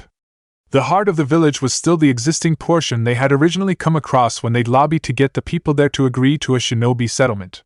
More buildings were popping up, though. There were also more people, notably clan shinobi, bustling about. Tenten counted people clearly belonging to 8 different clans moving around the village. It was an odd sight to see. Even though this was what she'd had a part in working towards for years, seeing it begin to take shape was surreal. "So, now what?" Taiyuya asked the group as they entered the main portion of the village. "Now I find my parents and check in," Naruto said, quickly reacting when Taiyuya's grin promised a, likely profane, taunt about his closeness to his family. "Shut up.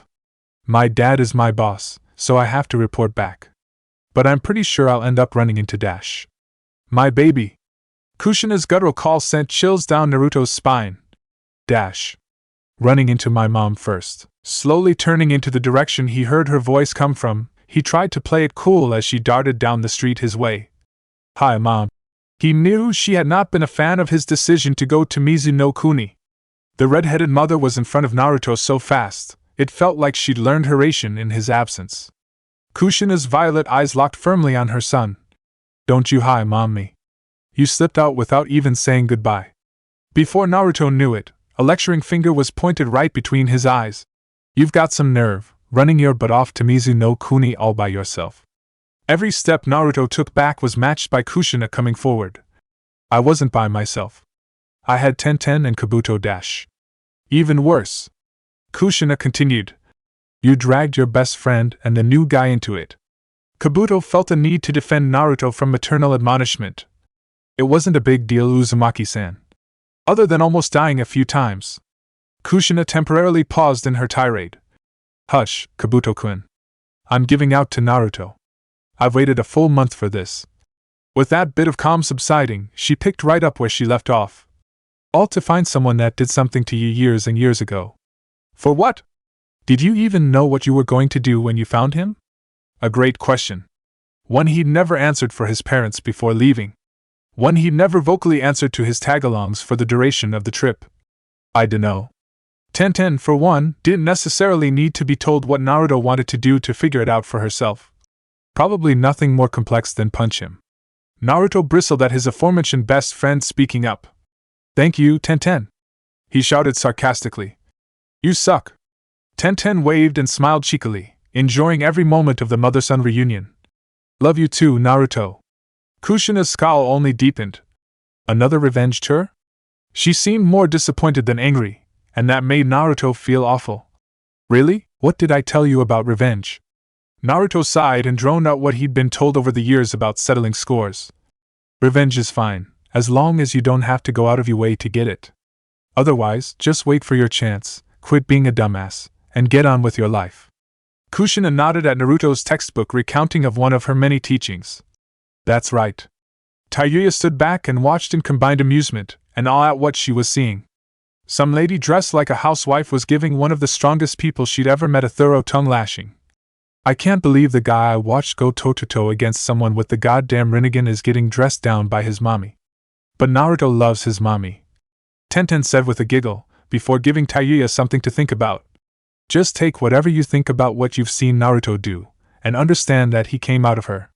Left with that to mull around in her head as she continued to watch Kushina browbeat Naruto, Tayuya began looking at Kushina in a different light. Holy shit. Upon hearing the profane remark from a person she wasn't used to, Kushina's head snapped over in Tayuya's direction.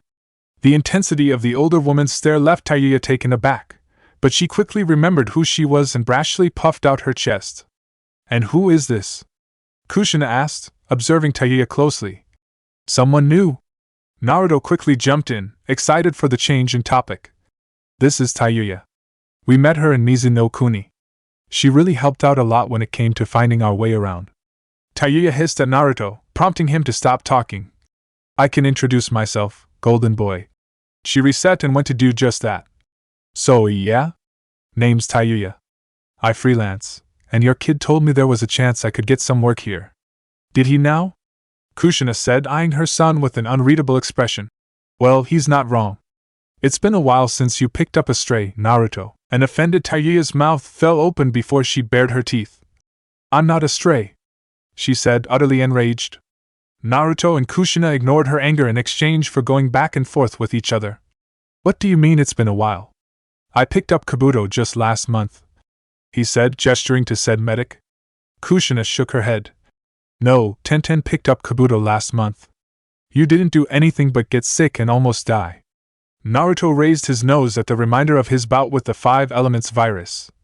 And beat 2 Guardian Ninja, while I was sick and dying, because I rule. Are you two listening to me? Tayuya interjected, marching her way between the Uzumaki mother and son. I said I'm not a stray. Kushina raised an eyebrow at Tayuya's attitude at her throwaway remark. Stray doesn't mean anything bad, dear. It's just what I call freelancers who end up working for us. It's more fun.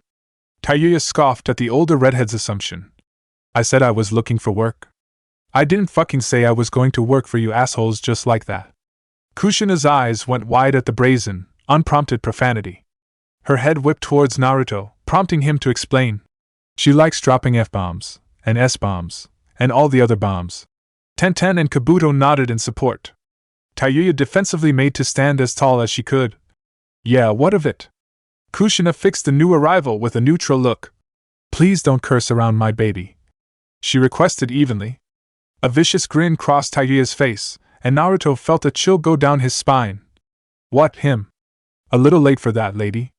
I did worse around him than just curse, she said, fixing Naruto with a smug leer. He knew exactly where she was going. Kushina quickly cut Tayuya off before she could part with information that Naruto would prefer she didn't. What? No, not him. He's all old and beat up by the world dash. Love you too, Mom. Naruto shouted irritably. He wasn't old. He was 15. My daughter, on the other hand, is 3. Kushina continued, a hint of warning in her tone. If you curse around her, and she picks up your nasty vocabulary, I'll make you feel like I turned you inside out. K? Tayuya clenched her fists and sneered at the challenge. I'd love to see you try, you dash. Before sparks could fly, Naruto shoved his way between the two women. Having his mom and his new friend throw down in the middle of the new village they were still building couldn't possibly end well. Whoa! Geez, Tayuya! Just try not to curse around my baby sister, okay? And Mom, don't bring Kanako around Tayuya. Treat it like the Anko rule. Because even if Tayuya tried not to, I don't think she could stop cursing. Tayuya looked at Tenten and Kabuto as though Naruto were insane. Why would I want to stop cursing? Shit's awesome. They're like sentence enhancers. Tenten leaned in close to Kabuto to whisper. I really think she might actually get a brain aneurysm if she had to go without it. Kabuto massaged the bridge of his nose under his glasses. That's not how aneurysms work. The medical professional in him wanted to scream in their faces. Naruto made a show of wiping imaginary dust off of his hands and throwing them into the air. Okay. Done with introductions. Officially don't care about any of this anymore. He exclaimed, choosing to walk away, set on unwinding. Mom, you know I'm back, you can tell Dad. I need to find something good to eat. The food in Mizu sucks. Tayuya watched as Naruto brushed past her and Kushina to wander his way off deeper into town. Hey, where the fuck do you think you're going? You're just gonna make me figure things out around here by myself? She asked. Naruto ignored her and kept walking. Golden boy!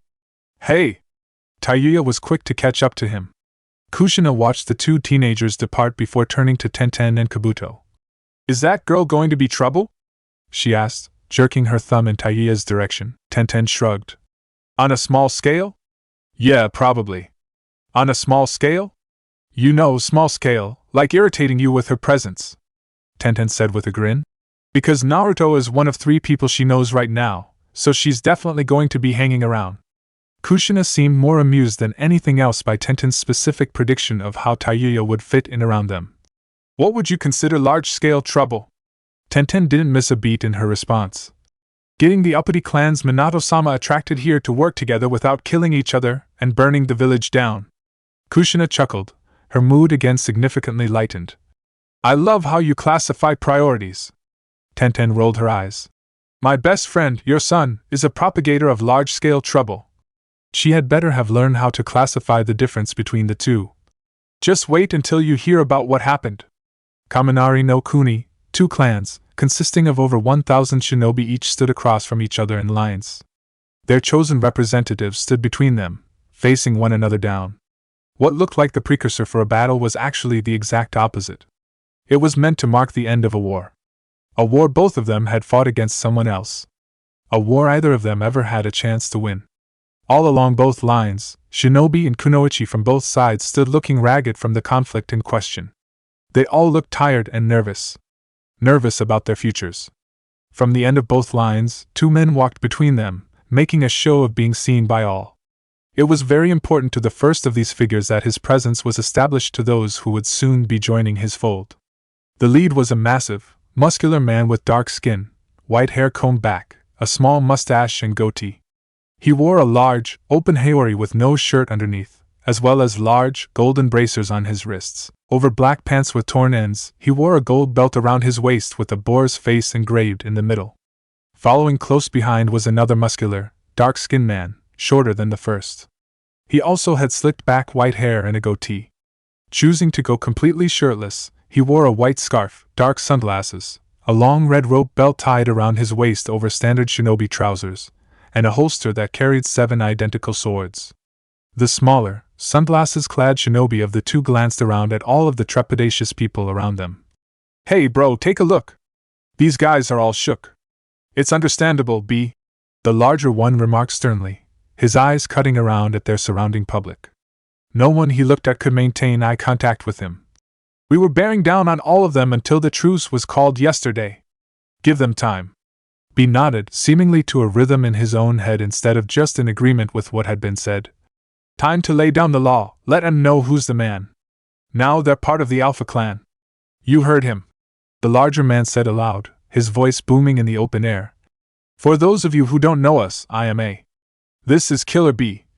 He introduced them, but from how everyone seemed to regard them, it was all a formality. That done, he continued, the Rinha clan. The Yatsuki clan. As of now, those names are no more. Do you hear me? They mean nothing. Many flinched at the harshness and severity with which the end of their clans was announced. And yet, it wasn't said aimlessly. There was a reason they were all there. They were a captive audience to the terms and conditions of surrender. A continued pacing around, towering over everyone else nearby. What makes you unique, special, powerful, will now add to the power of the Alpha. You are now all Alpha. He declared, gesturing around to everyone who could see him. You are now just as important to me as my own brother. Killer B gave a thumbs up and a big grin to the crowd as support. Asama, the representative of the former Yatsuki clan, said. A walked over to him and his counterpart in the Rinha clan, looking down at both of them. As members of the Alpha clan, you will have access to our resources, in exchange for sharing yours. Your shinobi will be able to learn from our deep well of secret techniques, in exchange for handing over all of your own to add. Both men held back the urge to gulp grimly. They knew this was coming. The terms that the Alpha clan operated under were common knowledge and Kaminari no Kuni. However, their best had already thrown their most powerful available techniques at them, and it hadn't done anything to stop the enemy. At this point, trading such things away for guaranteed peace was worthwhile enough to call the truce. Serious man that he was, it was a surprise when they actually encouraged the losers of the conflict. Keep your head up. You fought well, given the odds against you. You may feel like you have lost the best among you, but now you're Alpha. And that means you'll never lose again. Cheers rang out. But not from the Yatsuki clan and Rinha clan. It came from the circle of Alpha clan shinobi that outnumbered them 3 times over. That evening, Kuni, unnamed allied shinobi village, after a few hours of rest and relaxation, Tenten decided to venture out and find Naruto. He had never returned to the hotel that served as temporary lodging for Naruto's family while arrangements were still being made for land. Her short search led her to a small steakhouse, where she found Naruto's unmistakable hair sticking out like a sore thumb at the bar.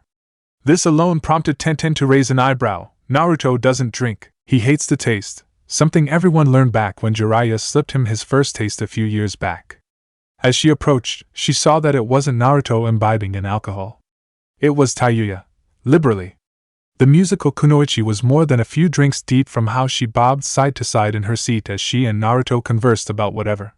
Said conversation consisted of Naruto bemusedly responding to whatever query Tayuya had for how things were in the mainland, or whatever else came up.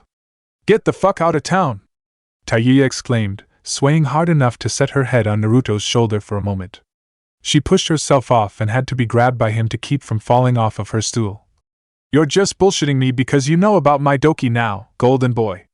No, cross my heart, Naruto insisted, his usual demeanor almost as animated as an intoxicated Tayuya's. Bigger than any tree in the forest. Bigger than some mountains. A skeptical Tayuya needled Naruto further. And you can summon him? Ha! I'll believe it when I see it. Well, I can't just do it whenever I want. He doesn't like that, Naruto admitted sheepishly. He lets Ero-sennin summon him whenever he wants though.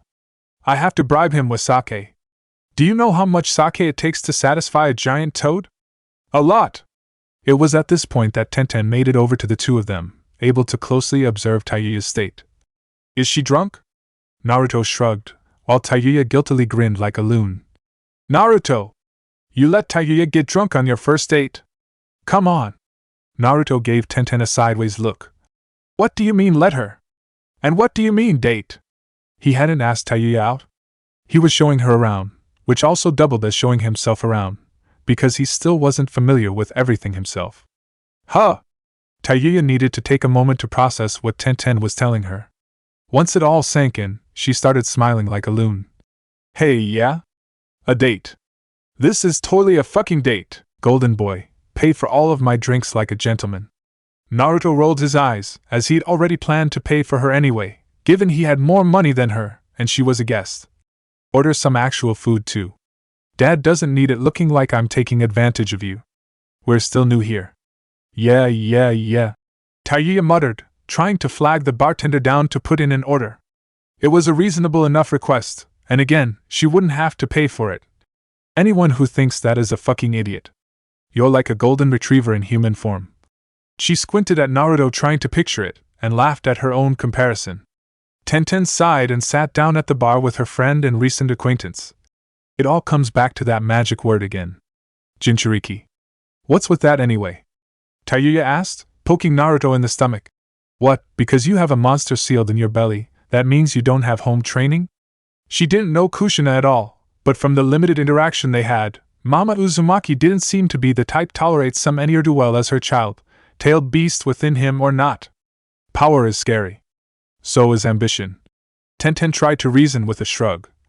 Naruto has a lot of power, his dad has a big ambition. Tayuya hummed thoughtfully, staring down into her drink. I haven't seen anyone scared of you yet, golden boy. That's because you haven't seen any of the clans yet. Naruto said pessimistically. You'll see it. There was a reason that Shino had been the only clan shinobi that Naruto had ever worked with consistently before his return to the Aburame. Hana had done well when she'd worked with them during the Inuzuka clan's troubles, but things had moved so fast back then, there was never a chance for her to really let the nature of her company sink in. Even drunk, Tayuya realized that the mood had been brought down by the change in conversation. So, Buns, did you come here for a reason, or just to rain on this particular parade? Tenten winced. It hadn't been her intention to do so. She just wanted to find Naruto for something. Right. I came because I heard rumblings about some stuff going on. Naruto flitted his hand at the vague teaser remark. Good stuff? Bad stuff? Stuffy stuff? What kind of stuff? The Alpha Clan? Tenten said, a grave expression on her face and in her tone. One that was utterly lost on both Naruto and Tayuya. Nothing? Seriously? At least Tayuya had the excuse of never having been to the mainland. But Naruto? I don't know who that is. The blonde team leader said, squinting his eyes at his best friend. Is that supposed to mean something to me? Tenten wasn't surprised, but she had hoped that he'd kept his ear to the ground about other things. It was fine though. The Alpha Clan are the big force up north. She explained. They wage wars with other clans and just assimilate them. Naruto nodded with a serious hum, slowly understanding what he was being told. Right. Assimilate.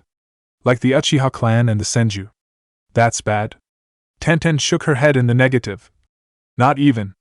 Senju and Uchiha will pretty much keep clans intact and use them as tributaries. The Alpha Clan just absorb the clans they beat. Marry in who they want, kill all dissenters. Clans just don't exist anymore after they come through. She said. They take all techniques and secrets and make them community property. For everyone. Naruto knew that Tenten was trying to make the Alpha Clan sound imposing, but still, he had his own thoughts. Honestly, that last thing doesn't sound so bad. It's not about making things even for everything. Tenten said. It's about erasing clan identity and getting people to fall in line. How many clans have you heard of from Kaminari no Kuni? Naruto drew a blank and it showed all over his face. There's a reason for that. So, what about these fuckers? Tayuya ventured to ask. She wasn't in on whatever business Naruto and Tenten were associated with, but curiosity beckoned her. I heard that they're moving south. Tenten said gravely. Whatever they're after, that would mean they would move through here before they get to Hai no Kuni, where they're probably headed. Naruto wanted to at least try and be positive. They could always just leave us alone though, right? Tenten smiled stiffly. There are 5 big clans here. When they find that out, I don't think they'll ignore this place. Tayuya smacked her palm to her forehead. Of course, when she decided to go somewhere else, it was also a dangerous hellhole. I thought you said this place was safer than Mizuno Kuni, she complained. Naruto took offense to being called dishonest. Hey, I never said it was safer. I just said it was better. As in, better quality of life better. There was no guarantee that said life would be any more peaceful. Right then, he said as he pushed himself up from his seat, gesturing for the check. I'm paying for mine and hers. Tayuya took offense to Naruto's attempted departure, feeling as though she were being ditched by her date. Hey, where are you going? We've got a fucking thing going on here, you dick. Naruto simply paid and waved goodbye. What the hell? Her question was posed to Tenten, given that she was the best, and only, person to ask. Relax. You'll see him later. He's staying at the same place we're taking you to stay. I don't give a shit if I see him later. Tayuya lied. It was such an obvious lie that Tayuya didn't even bother harping on it when she received a skeptical look in return. Whatever. It didn't take Naruto long to make it to the inn that served as their current base of operations and temporary home. Taking great care not to wake up his little sister, or alert his mother that he had returned, he slipped into the room being used as his father's office, giving a knock at the door before he went inside. Hey, Dad! Minato looked up from his desk at the greeting and smiled at his eldest child. Hey, yourself, buddy! Naruto grinned and quickly took a seat. Minato was grateful for the distraction from his work. You taking the time to decompress? I heard you had it pretty rough. You have no idea! Naruto heaved a heavy sigh, slouching deeply in his chair. Bring back a souvenir? Naruto let out a bark of laughter. Yeah. Her name's Tayuya. His happy mood quickly departed when he realized how insulting that could have been seen as. Don't tell her I said that, or she'll kick my ass. Minato didn't even know who this Tayuya person was. She isn't the only one, he said, setting his papers aside. Your mother is, shall we say, less than pleased about your vacation choices. Naruto winced, knowing how Kushina could get about certain things. How is she still mad about me heading to Mizu? She already chewed me out about that. Minato raised an eyebrow. Did she know about just what you got up to over there? Naruto answered in the form of sheepish laughter. Minato shook his head in return. I've been hearing about it all day. Seriously, fighting Nagato? Naruto, come on. Tenten. Naruto hissed, knowing who was the most likely to have spilled the beans between her and Kabuto. I wasn't going to tell her about that. Minato chuckled at Naruto's what she doesn't know won't hurt her concept. That doesn't make it better, you know. So, what brings you by so late? We were going to see each other at breakfast. Naruto drummed his fingers off of the arm of the chair. Tenten told me about this whole Alpha Clan thing. Do you know them? Minato let out a low hum, his expression turning grave. I know of them. I never worked with them, because they don't use freelancers. I never fought against them either. Jiraiya says that's a good thing. Are they really that tough? Naruto asked. For Jiraiya to say that it was a good thing that Minato never took them on was a big deal. Minato pursed his lips and thought on how to approach the subject. I wasn't there for this, because it was back before I knew which end of the kunai went into the bad guy, but they went down to Hai no Kuni once before. You know their deal, right? Naruto regurgitated the rundown Tenten had given him at the steakhouse. Tenten said they fight clans and make them join when they win. Basically, Minato said, way before your time, they took a shot at the Senju. Naruto's eyes went wide. The only ones he knew of who had ever been able to do that had been the Uchiha. Holy crap. What happened? It happened during a lull in the Senju-Uchiha wars, so they were pretty well off at the time. It didn't last. Minato explained. I have no idea how they turned them back, but seeing as how the Senju clan are still a thing. He trailed off, given the obvious. I'm glad you brought this up, by the way. I was going to wait until you had a day or two to yourself, but I have a mission for you. Naruto abruptly stood, eagerly placing his hands on Minato's desk. Go kick the Alpha Clan head's ass. Got it. Minato physically recoiled backwards in his chair. What? No. Why would I want you to dash? What? He screeched, only for Naruto to shrug. It's just a scouting mission. No fighting. Naruto blinked, processing the request. Oh. Cool. He slowly sat back down. Minato turned his chair to look out the window behind his desk, an idea forming in his mind. You know, I was going to ask the Hyuga clan to provide one of theirs to go with you, but why don't the two of us go ourselves? The more Minato thought of it, the better he liked that plan. Yeah. What do you say we do this one together? He would have had Jiraiya handle it, but he had his former sensei looking into whatever he could get on Danzo. Still, with what was being said about the Alpha clan moving south, it couldn't be left alone. Naruto was excited by the idea, but he was more shocked than anything else. So much so that it threw Minato off. What? Why you and me? But you've never gone on a mission with me. Minato opened his mouth to protest, but nothing came out. When he tried to think of an example to back up his argument, he found that he couldn't recall ever working with his son. I haven't? Naruto confirmed with a shake of his head. Wow. Man, I really suck at this whole being a dad thing, huh? He remarked self-deprecatingly. Too late to matter, Naruto tried to play it nonchalantly, looking away and throwing his hands up behind his neck. You're good with Kana-chan. That's all that matters. Don't worry so much about it. I'm too old for something like that to bug me. Minato knew better. Naruto was terrible at hiding how he felt about things. His original reaction to the offer had spoken volumes. Even so, the offer had been legitimate.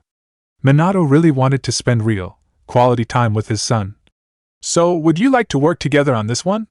Even if Naruto tried to play things cool, inside, he was jumping with joy. It had been a long time since he'd even trained with Minato. He never got the chance to hang out with his father.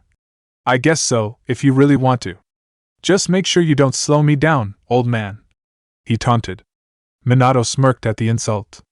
The cocky brat must have forgotten who the fastest really was. The only way I don't leave you in the dust is if I hold your hand like your Kanako.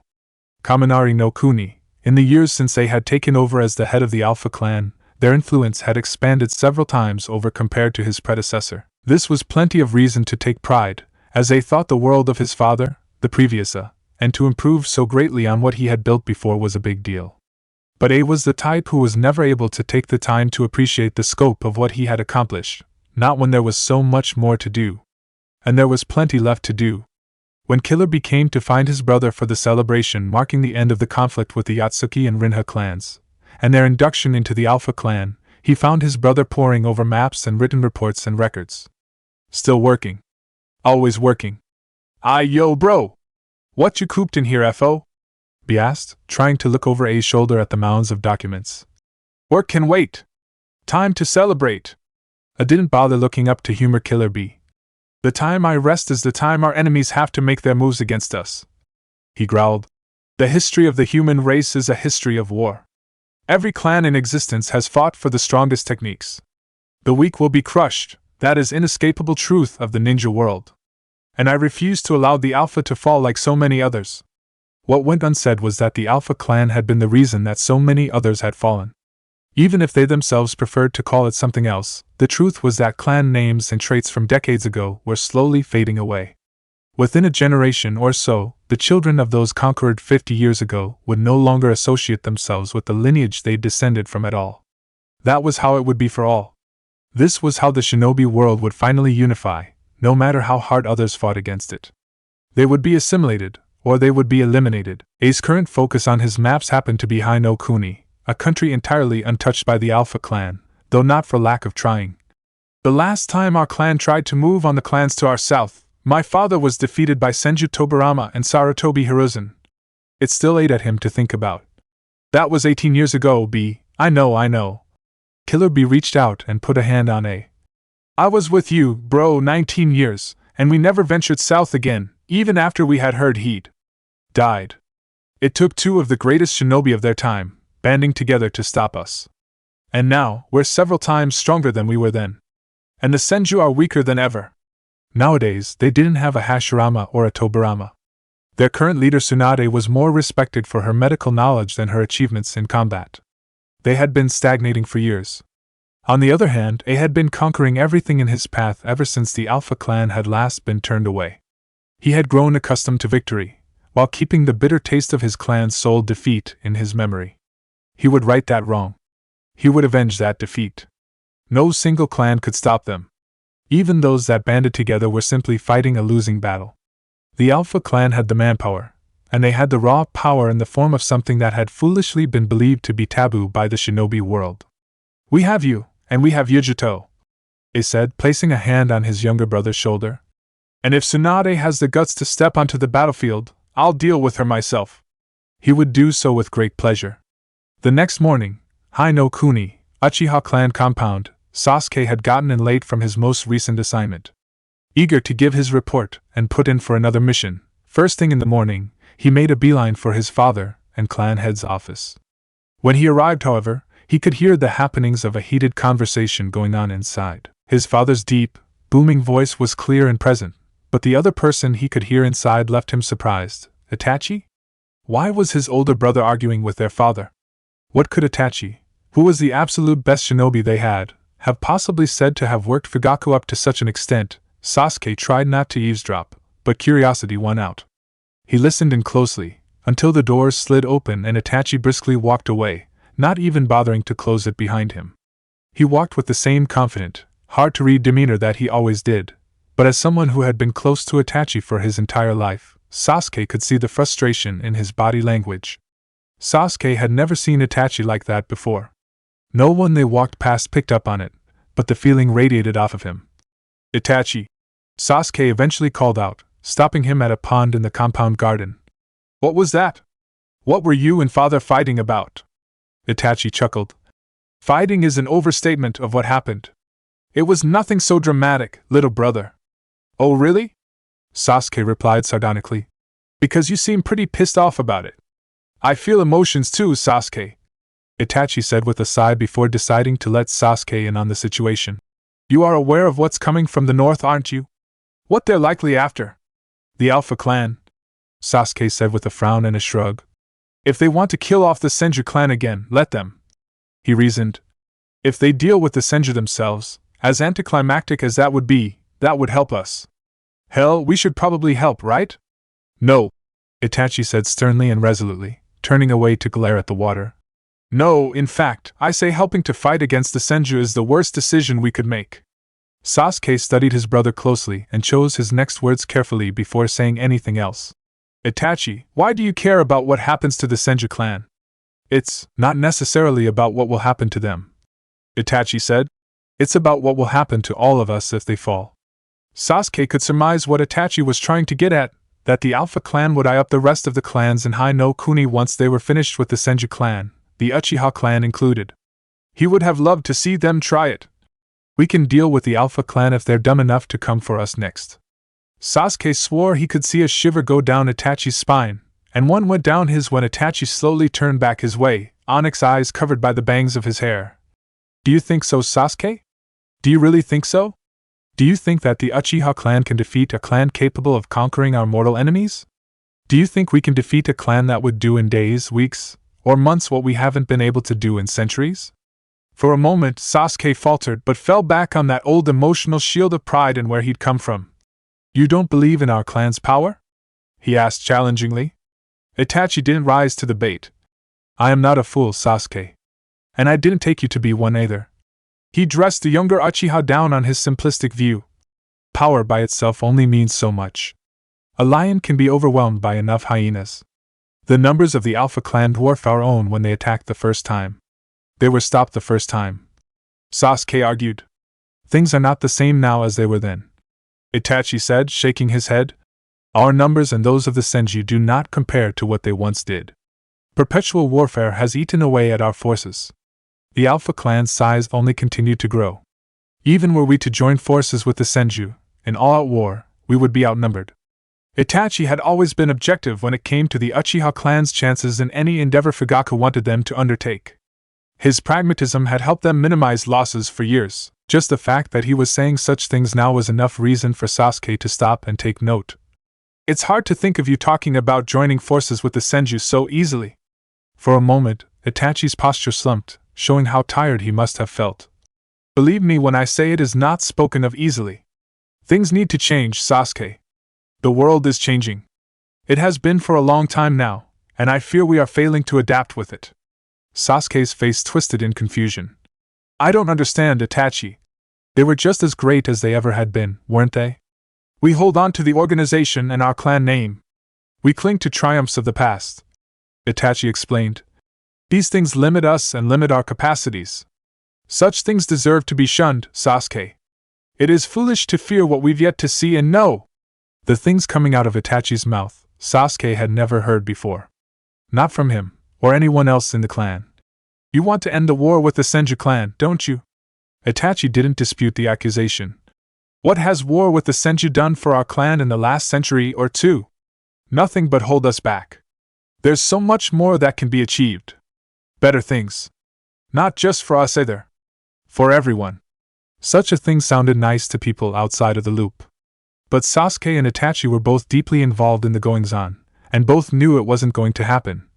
Father would never do something like that. Itachi nodded. I know. That's why I never brought that part up. Let it never be known that Uchiha Itachi was a fool. He knew what was possible and what wasn't. Just a helping the Senju for self-preservation purposes part. And even that had failed in the end. Sasuke, however, was looking to the not-so-distant future. But you're going to be the one that takes over one day. A ghost of a smile drifted across Itachi's face. Maybe that will be the day something changes. If they survive that long. But whether it happens or not, until then, it would behoove me to try and at least set the table.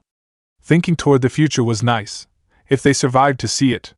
You know Kuni, unnamed allied shinobi village, early mornings were usually pretty lazy on days where nothing important was planned. Tenten was very much accustomed to dragging herself to breakfast and waiting as everyone else slogged in and took their own seats. To her surprise, when she made it to the table, Naruto was already there, fully dressed and geared up, stuffing his face with junk food ramen before anyone could try to scold him for it. Tenten sat with him, but was curious. Naruto never got up early when he didn't have to, and it always took him a bit of time to get moving. On this day, however, he seemed excited, enthusiastic. It was weird, but Tenten wasn't awake enough to handle whatever his deal was just yet. It took a few more minutes, after Tayuya walked in, bleary-eyed and hair all askew, for someone to bring it up. Tayuya needed a full cup of coffee before recognizing that Naruto was outfitted for travel. Why the fuck are you dressed like you're going somewhere? Because I am going somewhere, Naruto said, a big smile on his face. I've got a mission. Tenten considered Naruto's attitude considerably more chipper than it had been in quite some time in regards to getting an assignment. You get missions all the time. Stupid dangerous ones, like you like. Why do you look so proud of this one? Tayuya didn't care about why Naruto seemed so upbeat. All she knew was that it again seemed like Naruto was flaking out on her. Hey asshole, you said we were going to train later. Naruto remembered saying as much when he and Tayuya had been gallivanting around the village. I'm surprised you remember that, the way you were last night. Tayuya huffed and crossed her arms over her chest. I wasn't that drunk. And don't change the goddamn subject. Naruto rolled his eyes. We are going to train later. Just not today later. Tayuya inhaled like she was about to let him have it. Naruto noticed and cut her off before she could. I promise, we'll do it when I get back. You can train with Tenten or something until I do. He turned to his best friend. You were going to work out with Hinata after breakfast, right? Tenten frowned but nodded. Tayuya, you can come with me if you want, she offered before focusing on Naruto. But you. We just got back from Mizuno Kuni not even 18 hours ago, Naruto. What in the world are you doing that you have to go right back out? She knew he was a stamina monster, and that if anyone could deal with a heavy workload, it was him. She still didn't like the idea of him stretching himself thin. As much as she knew Naruto hated the still life, proper rest was important for everyone. Before Naruto could say more, Minato walked in, fully outfitted, much like Naruto. Hey everyone. He greeted before realizing that one of the faces at the table was new. This must be Tayuya. Tayuya huffed. Fucking got it in one. And you must be Golden Boy's daddy. With that realization, she spared Minato a proper glance, studying his features for a moment, before making a remark towards Naruto. You look more like your mom. Kushina would have loved to have heard that one. Minato muttered, walking up behind Naruto to give him a pat on the back. You ready to go? Naruto jumped up so eagerly, he nearly backed his chair into Minato. Whenever you are, old man. You better watch it with that old man stuff. Minato shot back. I'm not even 40 yet. Woe be to Naruto if Kushina caught wind of that jab. Tenten looked over at the father-son duo. Wait, are you actually going on a mission with Naruto? Minato sighed and visibly slumped in dejection. Why does everyone make it sound like there's a better chance of the Sage of Six Paths coming back than me hanging out with my kid? Does Kushina-sama know? Tenten questioned with a raised eyebrow, knowing that the red-headed mother had a similar mindset to hers over Naruto overworking himself. Minato replied with all of the diplomacy he had developed over more than a decade and a half of pursuing his dream.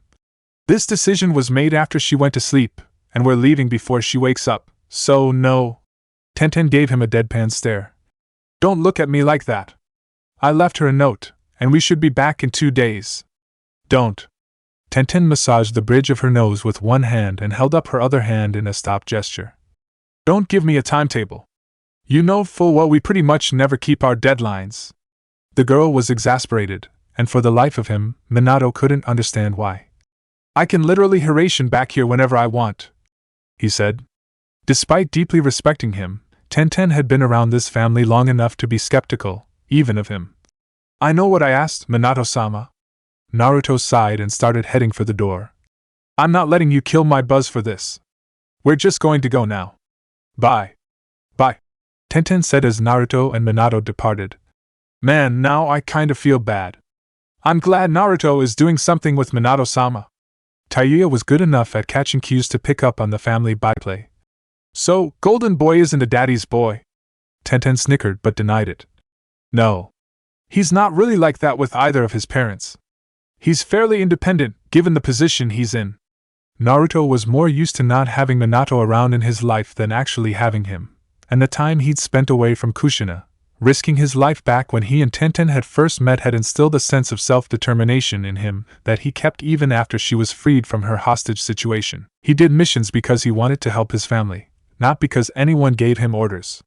In fact, in the 3 to 4 years that she had been around him, Tenten couldn't recall Naruto ever taking a mission because it was simply given to him. He just asked for them like clockwork, so Minato learned to always have something set up for when he did. Other than that, he just did whatever struck his fancy, including interjecting himself on missions that she took and needed backup on, because they were best friends. Tiny footsteps gave way to a slowly awakening Kanako wandering into the room, looking around as though she were trying to find something she could swear had been there, but couldn't find. Where's Daddy and Ruto and I? Tayuya caught herself staring at the little girl as she wandered automatically over to a smiling Tenten who boosted her up onto her lap. Oh my god, she's so stinking cute! She exclaimed, very much out of character, which she recognized. I didn't say that out loud. You did, Tenten said, very much amused by Tayuya's first reaction to the smallest member of the Namikaze Uzumaki marital union. It's better than what I was afraid you would say though. Tayuya wasn't in the business of pissing off the wife of the guy who ran the place just because.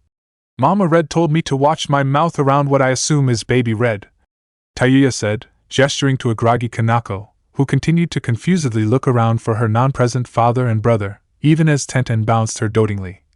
I don't hate this place yet, and I'd rather not get my A-. She growled and quickly edited herself. But boot it out of here until I'm ready to go on my own. I'm glad we have an understanding on that, Kushina remarked as she arrived to join the other girls. So you're staying here for the time being? Tayuya shrugged. At least until I get my bearings. Never been to the mainland before, heard it sucks, just not like how Mizu does.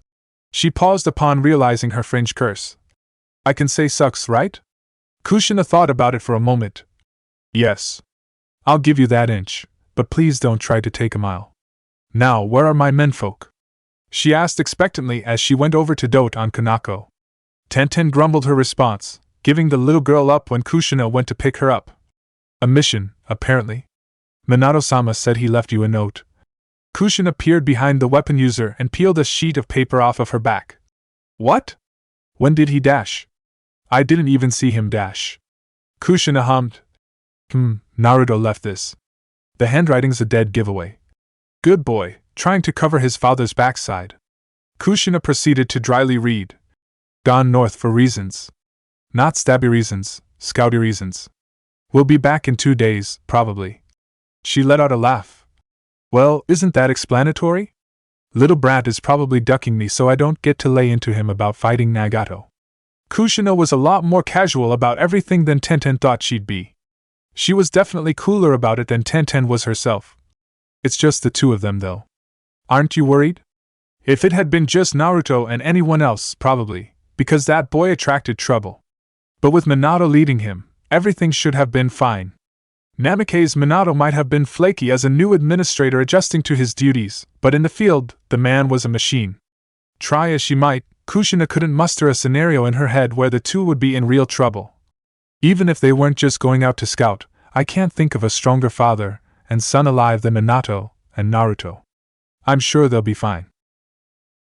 Chapter 32: A Bonding Experience. A morning training session was a great way for Tenten to blow off some steam. Even though she was taking a bit of downtime, it didn't mean she could allow herself to get rusty. Yet, with her usual training partner, Naruto, away on a mission with his father, she'd managed to procure a temporary replacement in Tayuya. Tayuya had been eager to get to an open field and show off. Much to Tenten's surprise, she managed to shock her fairly quickly. Zankuha, decapitating airwaves! Blowing through a clarinet, Tayuya created a mixture of sound waves and airwaves, strong enough to shatter stone. The range wasn't great, 5 to 15 feet in effectiveness, but it was an absolute blast from the past. It had been a while since Tenten had seen that jutsu. Years. Not since she and Naruto had first met, as a matter of fact. That Naruto remembered it, and had managed to somehow teach Tayuya during the time they'd spent in Mizu no Kuni was kind of remarkable. I didn't know you could use wind ninjutsu, Tenten muttered. Come to think of it, Tenten didn't know what Tayuya could do, aside from summoning, and the sound-based genjutsu she had already been privy to. Tayuya's eyes danced excitedly at having used something new for the first time. Never had anyone who could help me figure my element out until Golden Boy and I traded tips, she said, sealing away her clarinet now that she was done using it. You think all we did at night is talk about how much life sucks? He taught the concept of the Zankuha to her in a matter of minutes, assuring her that she would pick it up in a week. It took her 2 days, and it only took that long because they had to constantly travel, and she couldn't dedicate as much time to training as she would have been able to, were she staying in one place. It had been a mutually beneficial exchange of ideas. Tayuya helped Naruto with his genjutsu, which was woeful, and in return, he helped her figure out some more diverse jutsu that befit her style, which heavily relied on her instruments. Tenten grinned cheekily at the vulgar, musical redhead. I already know one other thing you two do at night, she teased with a raise of her eyebrows. If she'd been hoping for some kind of embarrassment from Tayuya, she was dealing with the wrong person. Tayuya rolled her eyes as she responded. Yes, Buns, sometimes people have sex. You will too, I'm certain of it, she said. Besides, I only let him hit it the one time. Calm down. Consider it a bonus and extra reward for all of my good work as a guide in Mizu. Tenten gave her a confused look. A bonus? For you? Now, it was Tayuya's turn to wear a grin of her own. What Golden Boy lacks in experience, he makes up for in enthusiasm and coachability. Tenten could sense that not only was her teasing ineffective, it was starting to backfire. Okay, we don't need to have this conversation. Why not? Tayuya asked, clearly delighting in turning the tables. You don't think he's hot? He's like my brother. Tenten deadpanned. So, no. Boo, you're no fun. Tayuya chided Tenten's cutting off of the topic at hand. It can't be just me, right? Tenten busied herself during the lull in activity by picking up and sealing away some of the weapons she'd been training with that littered the field. The only thing that's weird is that you didn't say anything about Minato-sama. That's who girls usually like. Yeah, note the term you used, girls, Tayuya quipped with a roll of her eyes.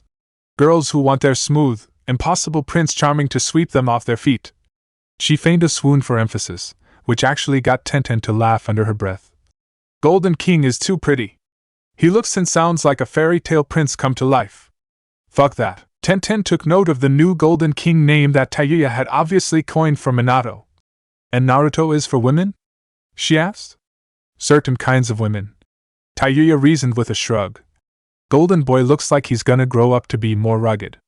He's already shown me he knows how to get his hands dirty too.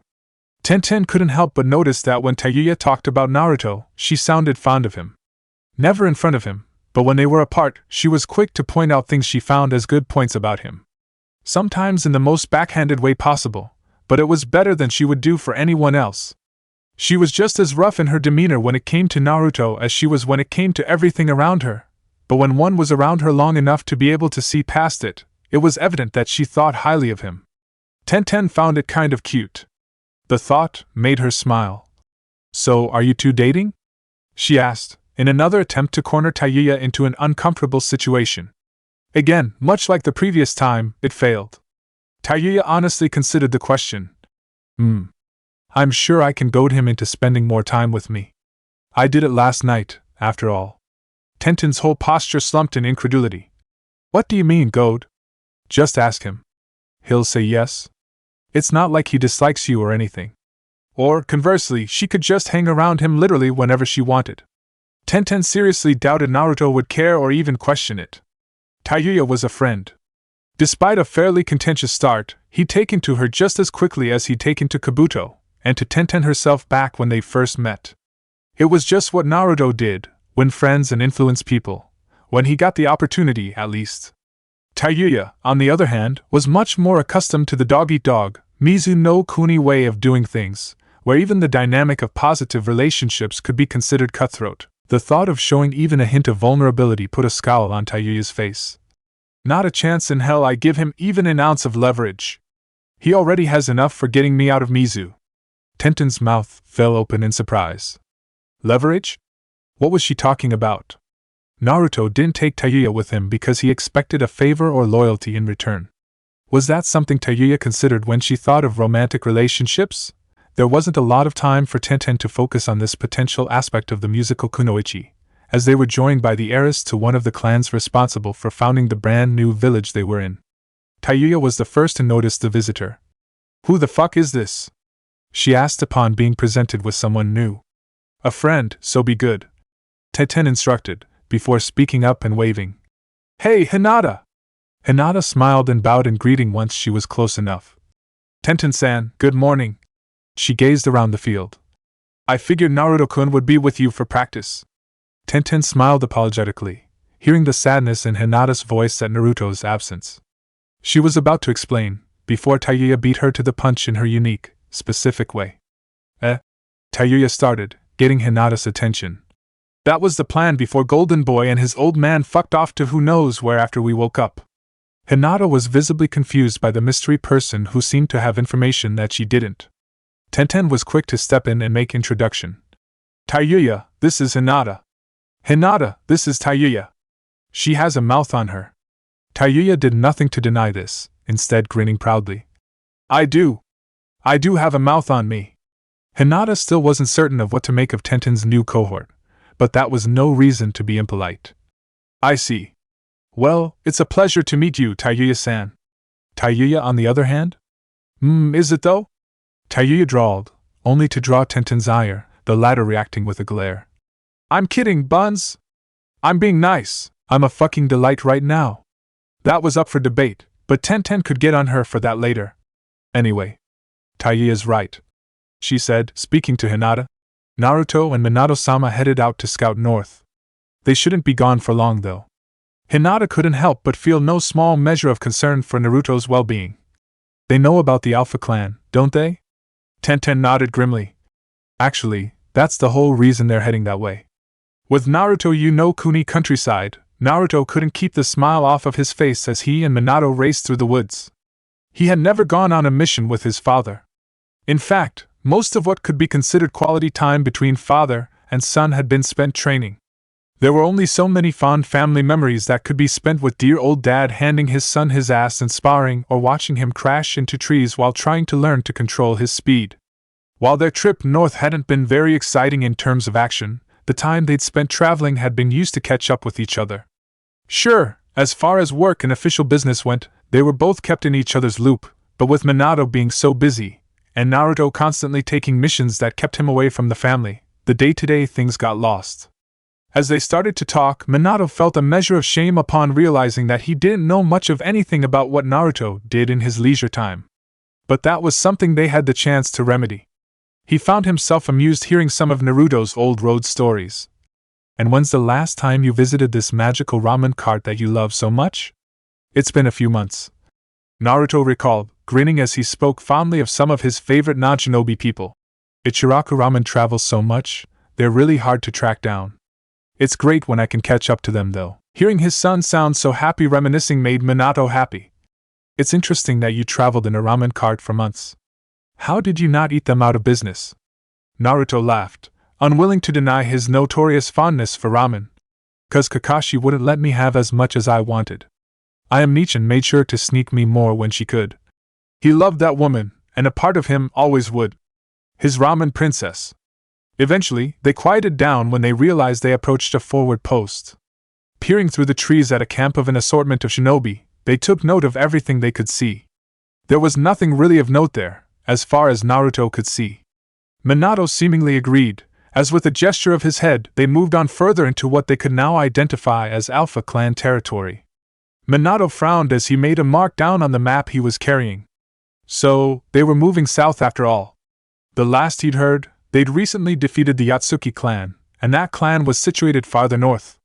At the very least, they needed to discover whatever would be targeted next. As Minato thought of what they needed to accomplish to make their mission a success, Naruto's thoughts were roused by the growl he could hear deep within his mind. Since he wasn't in a bad mood, he already knew the source of such a thing. "What's wrong, Kurama?" he asked the tailed beast in his head. Kurama grumbled before letting Naruto in on his troubles. Gyuki.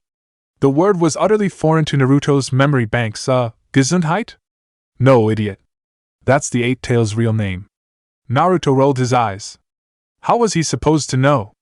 Kurama rarely talked about his siblings, and when he did, he always referred to them by the number of tails they had, taking some kind of pride in being the one with the most out of all of them. Okay, Naruto thought back to Kurama, you can sense Gyuki. What about it? He's smarter than Shikaku, which means if we're close enough to where I can sense him, he can sense me. At that bombshell, a shiver went down Naruto's spine. Another tailed beast? Here? Now? It had been years since he'd had to deal with his last one, and would he do anything about that? Kurama found himself amused at Naruto's trepidation at once again having to face one of his siblings. Again, Gyuki is smarter than Shikaku. Less territorial as well. But, still kind of territorial. The fox took a moment to think things over. Meh. It could go either way, honestly. That was hardly helpful. But it was something that Naruto had to inform Minato about quickly. Dad. Naruto got Minato's attention as they continued to travel. Kurama says he can sense a tailed beast. The Eight Tails. Minato physically reacted, much the way his son had. That's Dash. He started to say, trying to comprehend what he was hearing. The Eight Tails hasn't been seen in years, Naruto. Is he sure? As sure as your cheekbones are stupidly high, human. He says yes. Naruto deadpanned, instead of relaying Kurama's insulting remark. And he says the Eight Tails can sense him too. What should we do? Both father and son paused on a branch as the former thought through a course of action. It would be a pain if this caused an issue in the middle of the mission. He mused aloud. How far away is it? Maybe we can avoid it altogether. I don't think so. Kurama said in Naruto's head. Gyuki is getting closer as we speak. Naruto paled. Gyuki is getting closer. Gyuki? Minato asked before putting two and two together. The Eight Tails? He amended, getting a nod. Crap. Well, that isn't good. An understatement, to be sure. The two of them weren't meant to be discovered. They didn't know if the Alpha clan planned on targeting them or not, and they didn't want to give them a reason. Yet a fight with a tailed beast would bring eyes from all over. That was bad news, in addition to the fact that, yes, they would be fighting a tailed beast. Naruto let out a resigned sigh. And he'd been having such a good day. It can sense Kurama, so if I leave, it should follow me while you dash. Absolutely not. Minato interrupted, having none of that idea. I don't care if Kurama has your back, there's no way I'm leaving you alone to deal with any tailed beast. It wasn't just a matter of their splitting up serving no real purpose. It was the matter of a father letting his son do something so needlessly dangerous. How Naruto could think that Minato would be alright with such a thing, the man had no idea. Then again, he had been sending the boy off on all sorts of dangerous assignments for years. But nothing like playing diversion for a tailed beast and an entire military force. Naruto scowled at his idea being shot down. Well, I don't like the idea of just leaving either, he said, looking off in the direction Kurama had instructed him to. It was then that he realized something. Wait. If the Eight Tails is headed this way, shouldn't we be able to, I don't know, see it? He remembered Shikaku towering into the night sky years ago in the desert. He remembered Kurama being absolutely titanic back when he'd come across him back on Yuzu no Kuni when he was a child. If a tailed beast was around, it would have been visible for miles around. Unless, no. What were the chances that there was another Jinchuriki running around? You know, Kuni town outskirts. Sasuke was normally pleased to set out with Itachi on a mission. This time around, however, he found himself in a bad mood. They weren't going on a raid. They weren't going to fight a battle. They weren't doing anything that Sasuke saw as beneficial to the clan. In other words, nothing that would earn his father's approval and respect. Therefore, as far as Sasuke was concerned, it was a waste of time. But Itachi had asked him to go. Itachi almost never had Sasuke accompany him on missions anymore. He couldn't turn it down. But that didn't mean he wasn't going to complain about it whenever he got the chance. Are we really going all the way to Kuni just for this Alpha Clan business? Sasuke asked. Some form of that question had come out of his mouth repeatedly since they'd first set out. Itachi, flexing the kind of patience most older brothers lacked for their siblings, answered in his calm, even tone. Yes, we are. I believe I told you before, but it is of grave importance. Indeed, Sasuke remembered that weird conversation he and Itachi had shared after his older brother's argument with their father. Itachi, I thought we agreed that we didn't have any business getting involved in that. I don't remember agreeing to anything, little brother. Sasuke let out a groan at Itachi's sidestepping of a commitment. Besides, even if the Uchiha clan weren't to get involved, it would behoove father to have a lay of the land. Opportunities may arise, or potential threats. That made sense. It wasn't the most exciting thing, and it wasn't glorious work, but someone had to do it. After all, the intelligence the Uchiha clan used to make their moves had to come from somewhere. If it was good enough for Itachi, it was good enough for Sasuke. Fine. Sasuke accepted begrudgingly. We're just going to make sure we know what the situation is here. We're not sticking our nose into this. Itachi chuckled slightly. Why, Sasuke, whoever said that we were going to do anything more than observe? In the midst of their scouting mission, Minato decided there was only so much they could see if they didn't get close to an actual settlement. But there, a choice had to be made. The smaller the village, the less the number of Alpha Clan shinobi milling about, but the more scrutiny there would be on and outside. In the end, both father and son agreed that despite the larger number of Alpha Clan members that would be stationed around a larger village/town/city, the better the chance would be that they could slip in and out. Thus, they made their way to a noted hot spring town in the area, frequented by visitors from all over. As long as no one could make them on sight, they had a chance to have a look around and glean some good details from looking around and listening in. Naruto and Minato donned cloaks that covered their standard clothing, and straw hats that covered their distinct bright blonde hair. Less was more in this case, as using a henge would alert anyone nearby who was chakra sensitive that something was off. It wasn't worth taking the chance. Splitting up with a plan to regroup 2 hours later, Minato took a moment to stop at a tea shop for a snack, and for the chance to perhaps eavesdrop on a conversation or two that could point him toward a lead to follow. The entire time, he saw no shortage of shinobi and kunoichi traveling together. They seemed to come from many different backgrounds, but there was one thing that seemed to tie any of them together. Somewhere on their persons, all of the active shinobi Minato that he could lump in with the Alpha Clan had a letter on them somewhere. The letter could take the form of a marked metal plate on a headband, a stitching on their clothing, even a tattoo in a visible place on their bodies. Minato wrote in a small scroll he kept in his lap, hidden under his cloak, letters may indicate possible groupings. Perhaps a glimpse at how the Alpha Clan divides its forces? There wasn't a lot that was known of the modern Alpha Clan, so Minato took note of whatever he could, meaning to learn more about specifics later. Any bit of information could help in case hostilities broke out. There goes the neighborhood. The comment drew Minato's attention to a man with light brown hair and a scar on his cheek said, a ninja clearly, from the looks of him. When the man noticed Minato looking at him questioningly, he continued. Sorry. I couldn't help but notice you eyeing the Alpha Clan shinobi. Not fond of ninja? He asked. Minato had registered his presence earlier, but hadn't minded, specifically because he hadn't been part of the Alpha Clan, and also because he was out of a range where Minato couldn't react in an instant. He'd already gauged his chances and figured he didn't need to be entirely on edge. Besides, if a shinobi wanted to speak with him, that would just cut out all of the actual legwork he would have otherwise needed to do to gather info. I'm fine with them. But there sure are a lot of these types. Minato commented. Have you been here before? The man nodded, looking around as he took a sip of his drink. This is a resort town.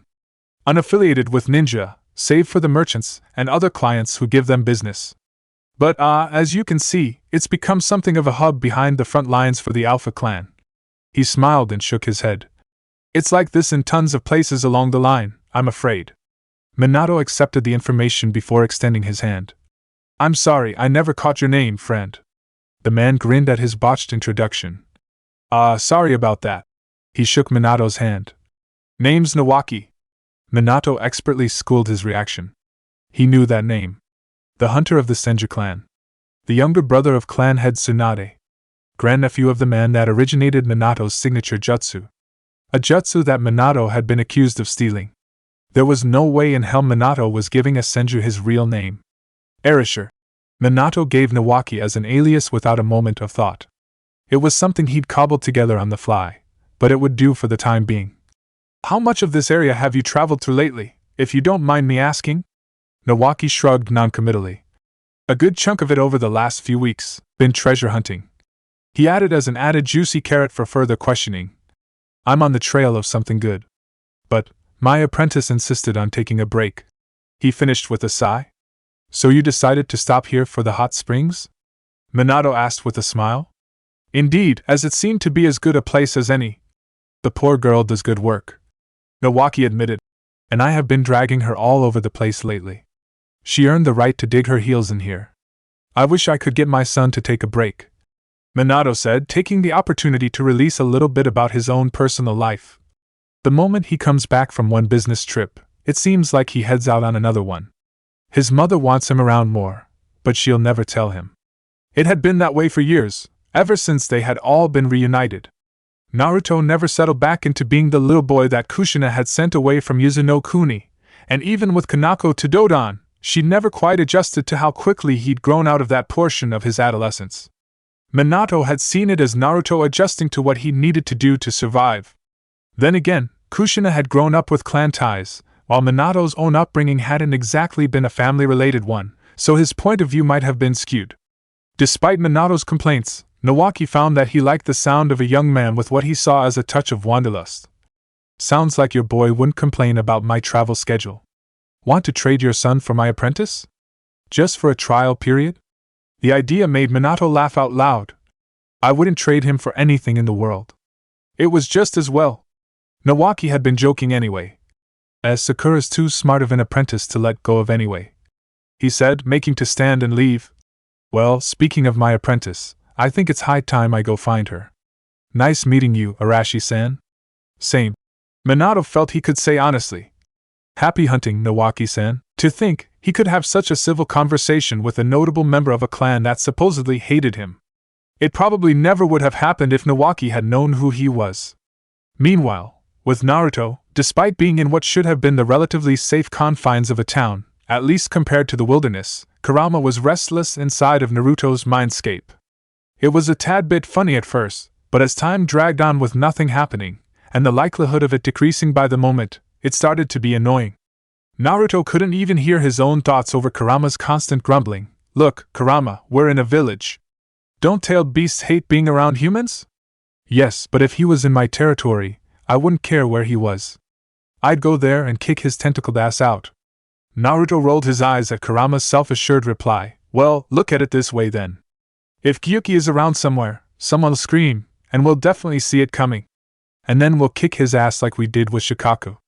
A shiver went down Naruto's spine, remembering one of his more significant childhood traumas. You and I remember that fight very differently. Naruto remembered all of the near misses and spending an entire night thinking he was going to be murdered. I really don't want to fight a tailed beast again. I almost died the last time. Bah, you're stronger now. And even better than that, you've got me. True enough.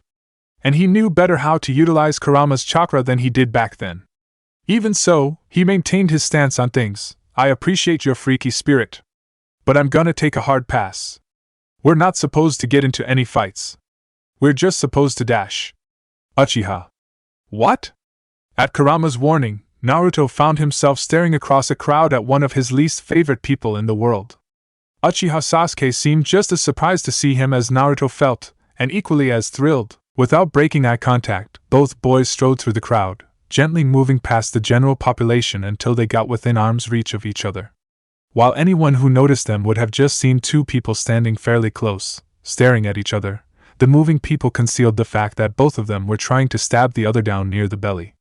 The only thing that kept the people around them from freaking out was the fact that their travel cloaks kept the arms holding their kunai concealed. But that couldn't last forever. What are you doing here? Naruto whispered under his breath so only Sasuke could hear him. Sasuke sneered back and responded predictably. I should be asking you that, you freak of nature. It wasn't as though it were the first time Naruto had heard such a thing from an enemy, let alone Sasuke. That's rich, coming from a guy with mutant eyes. The two young men glared at each other, and an unspoken agreement was made to take their dispute elsewhere. In a puff of smoke, both disappeared from the streets. On the rooftops above those streets, Naruto and Sasuke clashed blade on blade, testing one another out as though they were playing a game with fatal consequences. They disliked each other immensely, and it had been that way for years, but the heat of their feud seemed to rise and fall depending on where either of them were in their lives. Sometimes they went at each other's throats like wild animals. Other times, they just seemed to be going through the motions, fighting just because the other was around and because it was what they were supposed to do. This was one of the latter times. There was no passion or real sense of malice in their fight. It was merely routine. Breaking apart after one clash, they stood off across from each other on two separate water towers. There, Naruto let out a sigh. "Why does it always have to be on site with you?" he asked, despite the fact that he was just as responsible in this instance for a fight starting. Sasuke had an immediate answer. "Because we hate each other. That's why." It was as simple as that, as far as he was concerned. "At least I have a reason to hate you," Naruto shot back. "Last time I checked, I didn't plague bomb you, you tryhard. Guess you must really see me as a threat to waste the whole canister on me," he taunted. "Or I really want you dead that badly. Too bad you suck at getting the job done. Fuck you. Fuck you." Naruto noticed Sasuke begin a sequence of hand seals. In that instant, he tapped into Kurama's chakra in order to blitz him. But Sasuke had already dealt with that, and had been the one to plant the suggestion into Naruto's head with his Sharingan. When Naruto rushed him, he was met with a blinding wall of feathers flying into his face and mouth. Sputtering as a result of the distraction, he was nailed in the back by a flying kick that knocked him off of one of the water towers they had been fighting on. Sasuke didn't have time to admire his handiwork, as when Naruto fell, he reached out with a chakra tail and latched onto Sasuke's leg, dragging him down with him. What followed was an ungraceful fall directly into a hot spring. Both boys forcefully burst from the water. Sasuke drew his sword. Now angered at being soaked in such an undignified manner, he ignited the blade of his weapon with chakra. Apparently, Sasuke had managed to pick up that little trick after Naruto had pulled it on him the last time around. Naruto zipped around Sasuke in bursts of speed, avoiding strokes of the Uchiha's flaming sword by increasingly slim margins. Can he see me better now? Naruto thought to himself, holy crap. And I know he's starting to get my timing down. Fighting against Naruto was forcing Sasuke to improve his Sharingan just to try and keep pace. The same went for Naruto in regards to coming up with ways to counter and negate Sasuke's Sharingan. Admittedly, he'd recently been relying on his outright speed advantage as a crutch, but if that was being steadily neutralized, he needed to figure out something new. As they continued their lethal dance, locked in their own world, both Naruto and Sasuke were caught off guard when large shadows appeared over them. Both stopped and looked up to see the very water towers they had been fighting on previously were torn out of their foundations and sent crashing down on top of them. It wasn't enough to kill them, as they were good enough to avoid any serious harm. Still, it had been a startling interruption to their battle. "What the hell was that?" Naruto exclaimed as he and Sasuke both stood atop the wreckage. "Was that you? I didn't know you could do that." Sasuke felt no small measure of confusion at his rival's assumption. "You mean that wasn't you?" Naruto's mouth fell open in shock. "How could I do that? I wasn't touching either one of those things." Sasuke growled back. "You're a Jinchuriki. Last time I checked, you can do all kinds of weird shit." Naruto gestured to their surroundings. "If I could do this to you without touching you, don't you think I would have busted it out one of the 10,000 times I had to fight your ass?" He took a deep breath and lowered his volume back to more manageable levels. "You sure your pink-eye bloodline didn't do something?" "Pink-eye?" Sasuke repeated, feeling an eye twitch at the casual insulting of his clan's most notable ability. "That's it. I'm not leaving this town until you're a corpse." Naruto smashed his fists together, prepared to go another round. "Hope you like hot springs then, because you ain't killing me, you dick. This is the women's bath, you meatheads." An angry woman's voice preceded the fallen towers. Both boys stood on being lifted off of the ground and flipped over with them still standing on them. This time, there was no bewilderment, only annoyance. Freeing themselves respectively, Naruto punched a hole through one of the towers, while Sasuke sliced his way through his own. Drenched anew, they both shot angry looks in the direction of the individual interfering in their impromptu duel. What they didn't expect to confront them was a dainty girl. She wore a dark red combat dress with mesh armor underneath, and a black breastplate over top. Her wet pink hair was pulled back into a ponytail. Her green eyes glared at the two of them just as heatedly as they glared at her. "One day," the girl said to herself, fists shaking in anger. "Just one goddamn day. One day where I don't have to run all over creation following my jerk boss into some godforsaken crypt, or up some freezing cold mountain, or worse, doing all of that on my own after he ditches me for some half-ass lead. And it gets ruined. Just like that." As the girl seemed to lose it, Naruto tried to get her attention. Who are Dash?" "Shut up," the girl grunted before taking a moment to count to 10 and calm herself down. "Red Scar Uzumaki Naruto," she quickly identified. "Why are you fighting a death match in the women's bath?"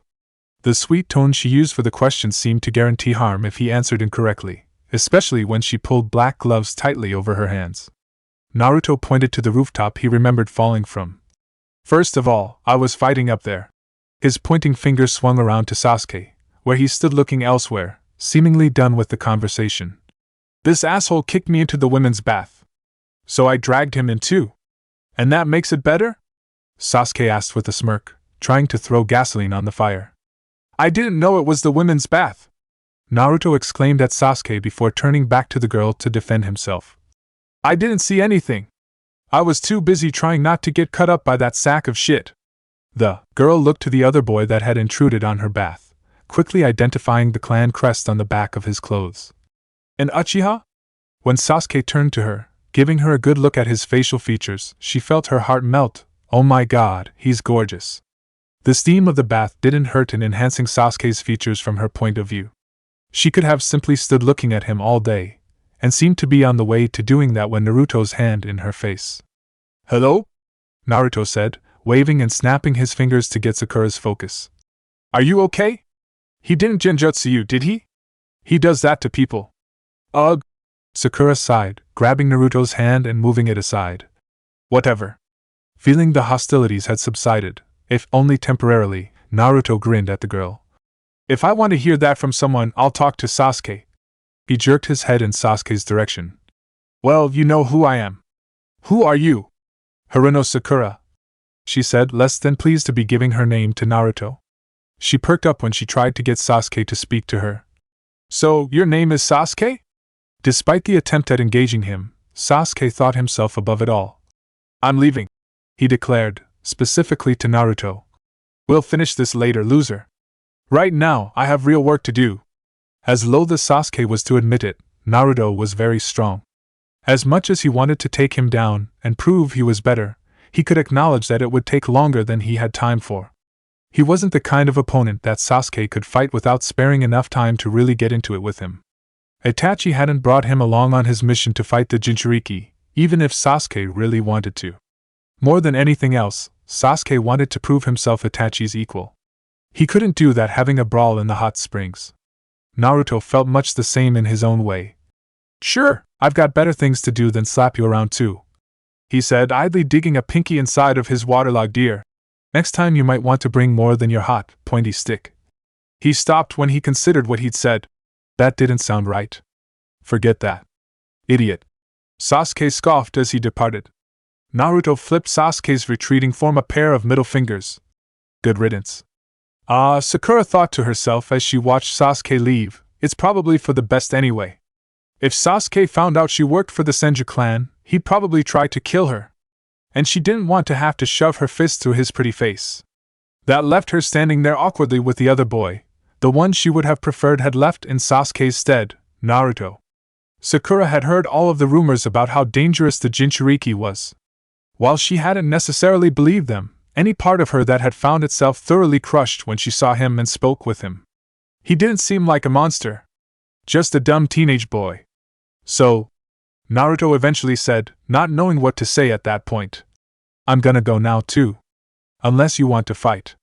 Sakura did not want to fight. Not in the slightest. Even though she was confident in her abilities, she was still fully aware of who she was standing in front of. Besides, even after what she'd just done, he didn't seem to actually be wary of facing her in return. Aside from that, she really just wanted to use that day to rest. Fighting anyone now that her rage had subsided was the last thing she felt like doing. Definitely not, Sakura said, running a hand through her own hair. I'm going to find another spa. Preferably one where there aren't people fighting. Sorry about that. Naruto apologized before leaping off. Sakura looked around and decided to make herself scarce as well before staff or town authorities came around asking questions. After all, she didn't want to be left paying for the damages. With the Alpha clan around, it probably bought her a cushion of time, as the people running the hot spring likely didn't want to have to deal with the scary shinobi-type station nearby. Exiting as inconspicuously as possible, it didn't take her long to run into Nawaki in the streets. He seemed to have been waiting on her to boot. Hey there, Nawaki greeted with a massive grin. Have a relaxing time? He asked knowingly. Sakura wanted to punch him in his smug face, but she knew that seeing as how her strength and the taijutsu she used to exploit that strength had all been innovated by Nawaki's sister, there was no way that anything she tried on him would work in that department. One day, though, an Uchiha and Red Scar Naruto tore the place apart. Sakura explained, omitting the fact that she had been the one to cause most of the property damage. At the mention of Naruto, Nawaki let out a thoughtful hum. Huh. Haven't seen that kid in years. Makes sense he'd be here though, seeing as how I just ran into his dad a little while ago. When he saw him in the tea shop, the man had clearly been trying to go incognito, so Nawaki let him be. Sakura found herself doubly surprised. Nawaki had met Naruto before? He had met Naruto's father in the town they were in. Namikaze Minato? Sakura asked, getting a nod of confirmation from Nawaki. Did you two fight? Nawaki fixed her with an odd look. What? No. Why would I fight him? He had nothing personal against Minato, even if the rest of the Senju clan saw him as the enemy for killing Senju Tobirama and as a thief for his use of Hiraishin no Jutsu. There's a time and a place for these things, Sakura. Anyway, it's good to hear his kid is doing alright. You know, he screwed me out of a massive haul once? It's kinda why I snatched you up. Sakura looked at her mentor curiously. Really? Yeah, Nawaki admitted. Kakashi used little Naruto to do the legwork while he kept my attention. It was really effective, so afterwards I figured I needed a flunky of my own. He smiled down at Sakura and ruffled her wet hair. And here you are. Sakura's eye twitched in annoyance at being treated like a child, and at being called a flunky. So, I have Uzumaki Naruto to blame for my working for you? Great! She exclaimed. I wanted a real reason to not like him. Thanks for giving me one. You know, Kuni unnamed allied shinobi village, training had been fairly uneventful for Tayuya, Tenten, and Hinata. Productive, but uneventful. Eventually, however, Hyuga clan members arrived to bring Hinata back to her home as there was business she required to attend to. That left Tenten and Tayuya alone again. Both girls decided that it was as good a time as any to head back into the village and the hotel they were staying at for a proper lunch. Sitting on the balcony of the suite that served as Tenten's domicile for the time being, Tayuya didn't bother mincing words on the current object of her curiosity. Ghost Eyes wants to fuck Golden Boy, doesn't she? Tenten nearly choked on the dumpling she'd been eating at the time, coughing and needing a moment to clear her throat. What's with that nickname? And what kind of question is that? She demanded to know, tears in her eyes. Tayuya shrugged. Every time anyone brought him up, she got that stupid look on her face. Why is it stupid? Tenten ventured to ask, now recovered from her previous fit. Tayuya growled, not knowing how to put into speech just what her problem was. You know. It's just, girly and soft, she said, wringing her hands as though she were trying to reach for the word she needed. Like, thinking about him puts butterflies in her stomach, or something. EW. Fuck that. Tenten chuckled under her breath, keeping her humor to herself. Of course, Tayuya didn't recognize that she herself showed some of those same behavioral symptoms. To answer your question? Yes, for years, Tenten said. Hard-headed Naruto doesn't see it. I'm just glad you had enough tact to not bring it up around her. Or that she had enough tact to not taunt Hinata that she'd already managed to pull such a thing off herself. For as much as Hinata wasn't Tayuya's kind of person, she couldn't bring herself to just be outright cruel for no reason. Being nasty to Hinata would have been like kicking a kitten. That, and after training with her despite her delicate appearance, it was evident to Tayuya that Hinata could hold her own in combat, thus she kind of respected her. Give me some credit. Tayuya grumbled. I'm not a complete bitch. Tenten rolled her eyes. Just mostly one, is what you were going to say, right?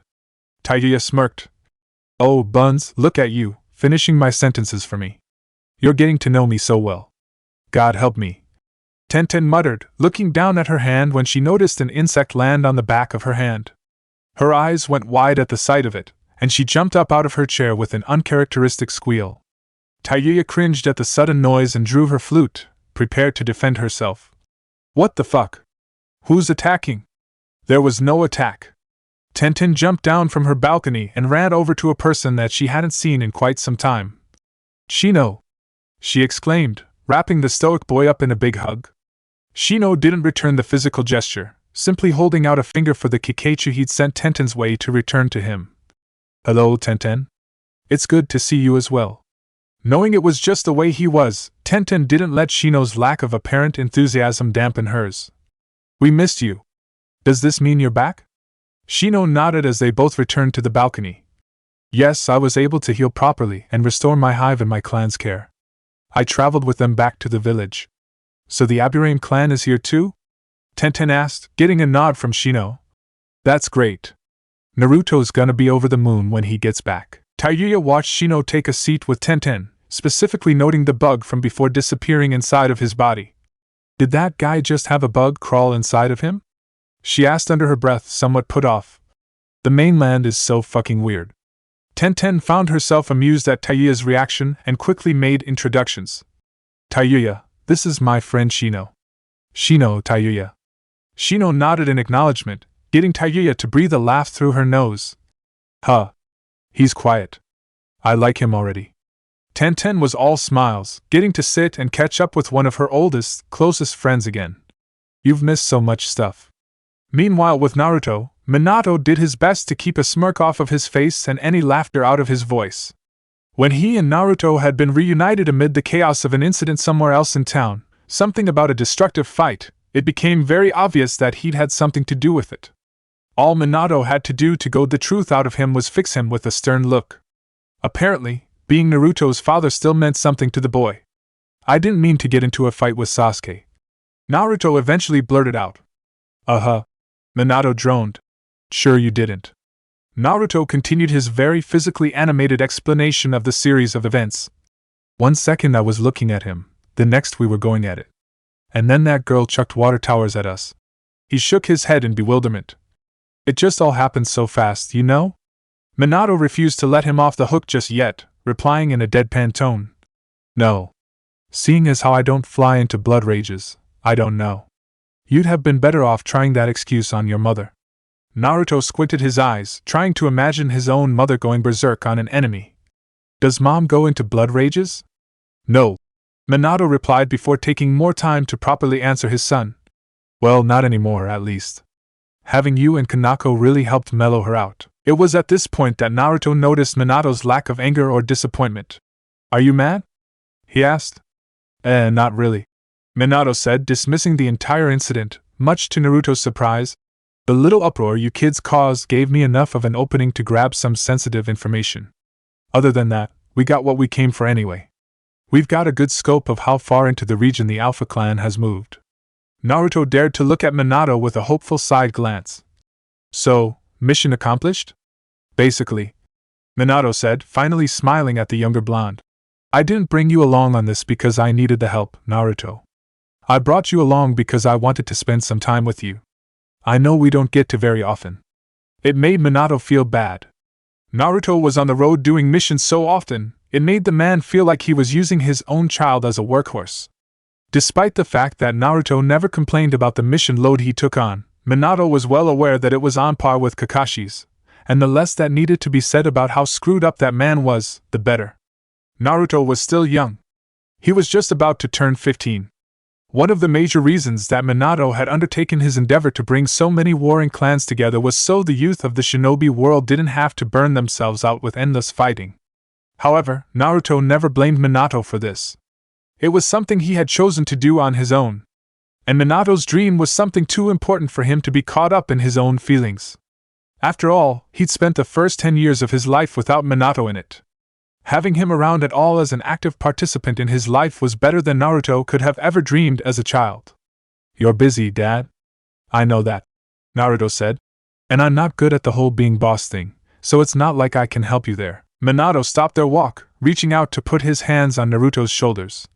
Is that why you take so many missions? Because you want to help, but you don't know how? He asked, looking Naruto dead in his eyes. I'm going to need all the help I can get soon, making sure things get organized, he offered, wagging his eyebrows in an attempt to lead Naruto into accepting a more administrative role. Naruto could see what he was getting at, and could only smile back apologetically. I do more harm than good hanging around, he said. The Hyuga clan are cool because they know me better than most of the others. Aburame too, but when more of the clans you managed to talk into giving the village a try show up. He let it go unsaid. They were afraid of him. The Hyuga and Aburame knew better, and knew of him before the fact that he was a Jinchuriki was common knowledge. But there would be others. Many others. And they wouldn't take to his presence nearly as well. Keeping him around a lot when things were guaranteed to be tumultuous even without his presence couldn't possibly end well for their future prospects. Minato let out a sigh. There was something in Naruto's psyche that made him value himself less than he should have, as though he weren't allowed to be safe or happy. The village is supposed to be a home for all of us. All of us includes you as well. You're going to make your mom sad if you keep staying away. Naruto winced at the very obvious attempt to play on his family ties. Low blow, Dad. That was too bad. A shinobi wasn't supposed to fight fair, and Minato had no plans on doing so in this regard. And you're going to miss out when I start training Kanako. I know she'd love to have her big brother around cheering her on and helping her out. Naruto tugged at his hair and growled. Alright. I get it. I'll try to hang around more, I just want you to give it a try. Minato insisted with a nudge. I think you find it easier dealing with people trying to kill you than with anything else. Because it is easier. Just win, or find a way out. Simple. Naruto groused. I can't get into a fight with all of our allies just because they think I'm weird. Winning wouldn't prove anything either. Even if he did it without Kurama, most would just assume he won because he was a Jinchuriki. Good. Minato brushed Naruto's cheek with his fist. But I don't think you give yourself enough credit. A lot more of our allies think. The father-son talk ended when both noticed their tranquil surroundings disturbed. Both Minato and Naruto went on their guard, as the former called out into the trees. You can come out, Minato said, arms crossed as he looked up into the canopy. It must be so uncomfortable trying to suppress that much chakra. Two men emerged. Both dark-skinned with white hair, and gargantuan in size when compared to Minato and Naruto, one with sunglasses, the other without a shirt. Unlike other members of the Alpha clan that he had come across up to that point, Minato couldn't see any letters indicating allegiance. Still, he would have staked any amount of money he had on his person that they were affiliated. They seemed too powerful to just be running around in the same area where the Alpha clan was expanding without being associated with them. Naruto stared up at the men, a low growling from Kurama audible in the back of his head. The man wearing sunglasses pointed down at Naruto, seemingly very excited to see him. See, bro? See? Gyuki never tells a lie. He started to rhyme. The one we're looking for is that guy. The larger and sterner of the two Alpha clan members looked down on Minato and specifically Naruto. This boy is the Kyuubi Jinchuriki? Are you sure, B? He doesn't look like much, he said with disdain. Naruto immediately took offense, both to the tone and content of the remark. Hey! I am totally much! I'm too much! Killer B continued trying to convince his brother that Naruto was the real deal. Hey, I'm telling you this shit. The Nine-Tails Jinchuriki is legit. Naruto gestured to B as if to show that he was correct. Right. Listen to him. I'm legit. In fact, I'm too legit. I'm too legit to quit. Gyuki. Naruto heard Kurama say in his head. What? Naruto asked. That man. The one who identified you. Kurama said. It's him. Gyuki is there. They're just like you and I. Another Jinchuriki? Like Naruto? Like Fu? Before Naruto could feel any sort of shock or panic, the interaction was cut short by the loud, booming voice of Ace sounding out for Minato and Naruto to hear. Hey! You two! Do you know who we are? Minato and Naruto looked at each other before the former spoke up for the both of them. Representatives of the Alpha clan, I'd take it. A smirked, his massive arms crossed over his chest. Correct. but a little lacking on specific details. I guess it makes sense, though. We haven't been this far south in decades. Do you know who I am? Minato ventured to ask. A shook his head, not seeming to mind being ignorant as to Minato's identity. It doesn't matter who you are. The only reasons I would need to know you is if you're an exceptional member of my clan, or if you're an enemy, he said in a threatening tone. It's much more preferable to be one of those things instead of the other. Minato's gaze hardened at what he saw as a clear implication. Are you asking us to join you?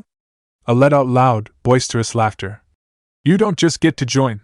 You have to prove you have something of value to offer us. At that, a layer of lightning chakra wrapped itself around A's body. He gestured with his head to Killer B.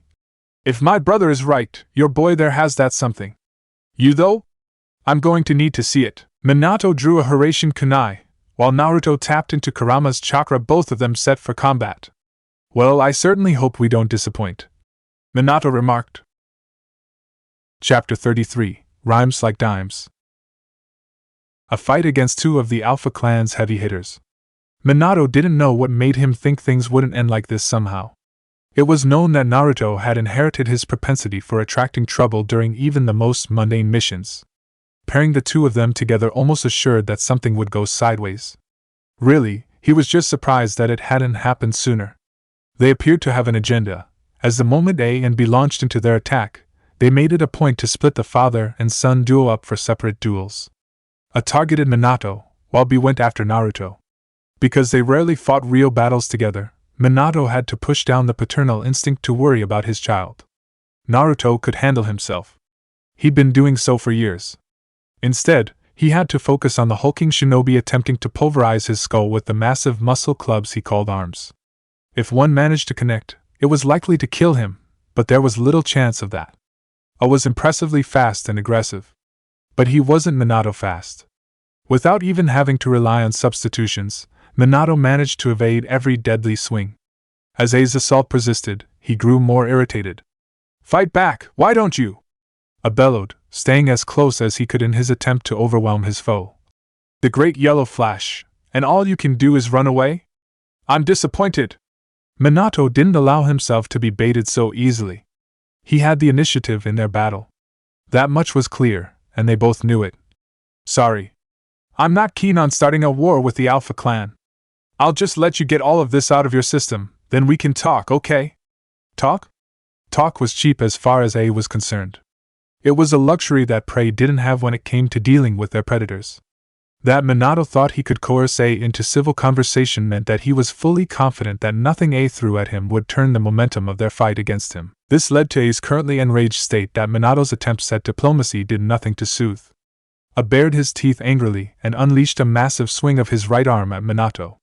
The attack missed and destroyed an entire row of trees 30 yards back. Minato stood on a tree limb a safe distance behind a growling A, as a thought hit him. Hey, I thought you didn't know who I was, Minato pointed out in regards to A's words. A took the moment to compose himself with a breath. I never said that I didn't know. Just that I didn't care. Ouch, Minato deadpanned snarkily. That's the most damage you've done so far in this fight. A purple aura of chakra began to cover A's body like a suit of armor. Oh, just give it a little time. Minato observed that it looked a lot like a Jinchuriki cloak, but couldn't feel any tailed beast chakra coming from the man. His chakra is strong enough to mimic a Jinchuriki's? It was also purely lightning-based, meaning his ability with nature transformation was extremely high. One moment, Minato was analyzing A's jutsu, and the next the man had disappeared in a purple blur, again, not unlike how Naruto moved when he was in tailed beast mode. Which meant Minato knew what was coming next. Oh, crap baskets, Minato thought to himself before Hiraishin ing to the nearest marked point on the side of a tree. The tree he had been on was turned to splinters an instant later. In the next instant, A's sneering face was directly in his own. Gotcha! A wrapped his massive arms around Minato's body and squeezed until it exploded, crushing into wood shards like a log, a substitution. A huffed, and brushed his arms off to find Minato darting around the battlefield in between Hiraishin markers, refraining from staying still, lest to try his luck with his own speed technique again. Having observed Minato's technique, and taking note of as many of the markers as he could, still didn't bother trying to cut him off at one of the markers. It was a fool's errand to try and play a guessing game as to where Minato would teleport to next. So why not simply destroy the markers? Complex problems sometimes required simple solutions. And if there was any aspect of combat that he excelled at, it was indiscriminate devastation. Instead of trying to keep up with Minato, he turned himself into a controlled cannonball, barreling through everything in the surrounding area, turning it into a lumberjack's paradise with all of the fallen lumber. More importantly, he had destroyed or covered up any of the Hashirama markers Minato had created during the fight. Having exposed Minato, he took the opportunity to blitz him directly. With nowhere nearby to Hashirama to, Minato brandished one of his signature kunai and flicked it at A's face. It hit the man directly between the eyes and bounced straight up. The instant it did, Minato vanished in a flash and reappeared right above A's head, a swirling blue orb of chakra already formed in his hand. Rasengan, spiraling sphere! The jutsu struck home, right at the base of A's skull, smashing him face first into the ground, through the fallen trees and dirt. As the dust settled, Minato raised his hand and caught his Hashirama kunai by the handle as it plummeted back to earth. But something felt off. A was down, but his lightning armor was still there, holding steady. Dead men didn't generate chakra. Instincts told Minato to move, and he flung the Hashirama kunai in his hand as far away as he could before using the jutsu to get his distance. Discharge! A shouted, his voice muffled by the ground.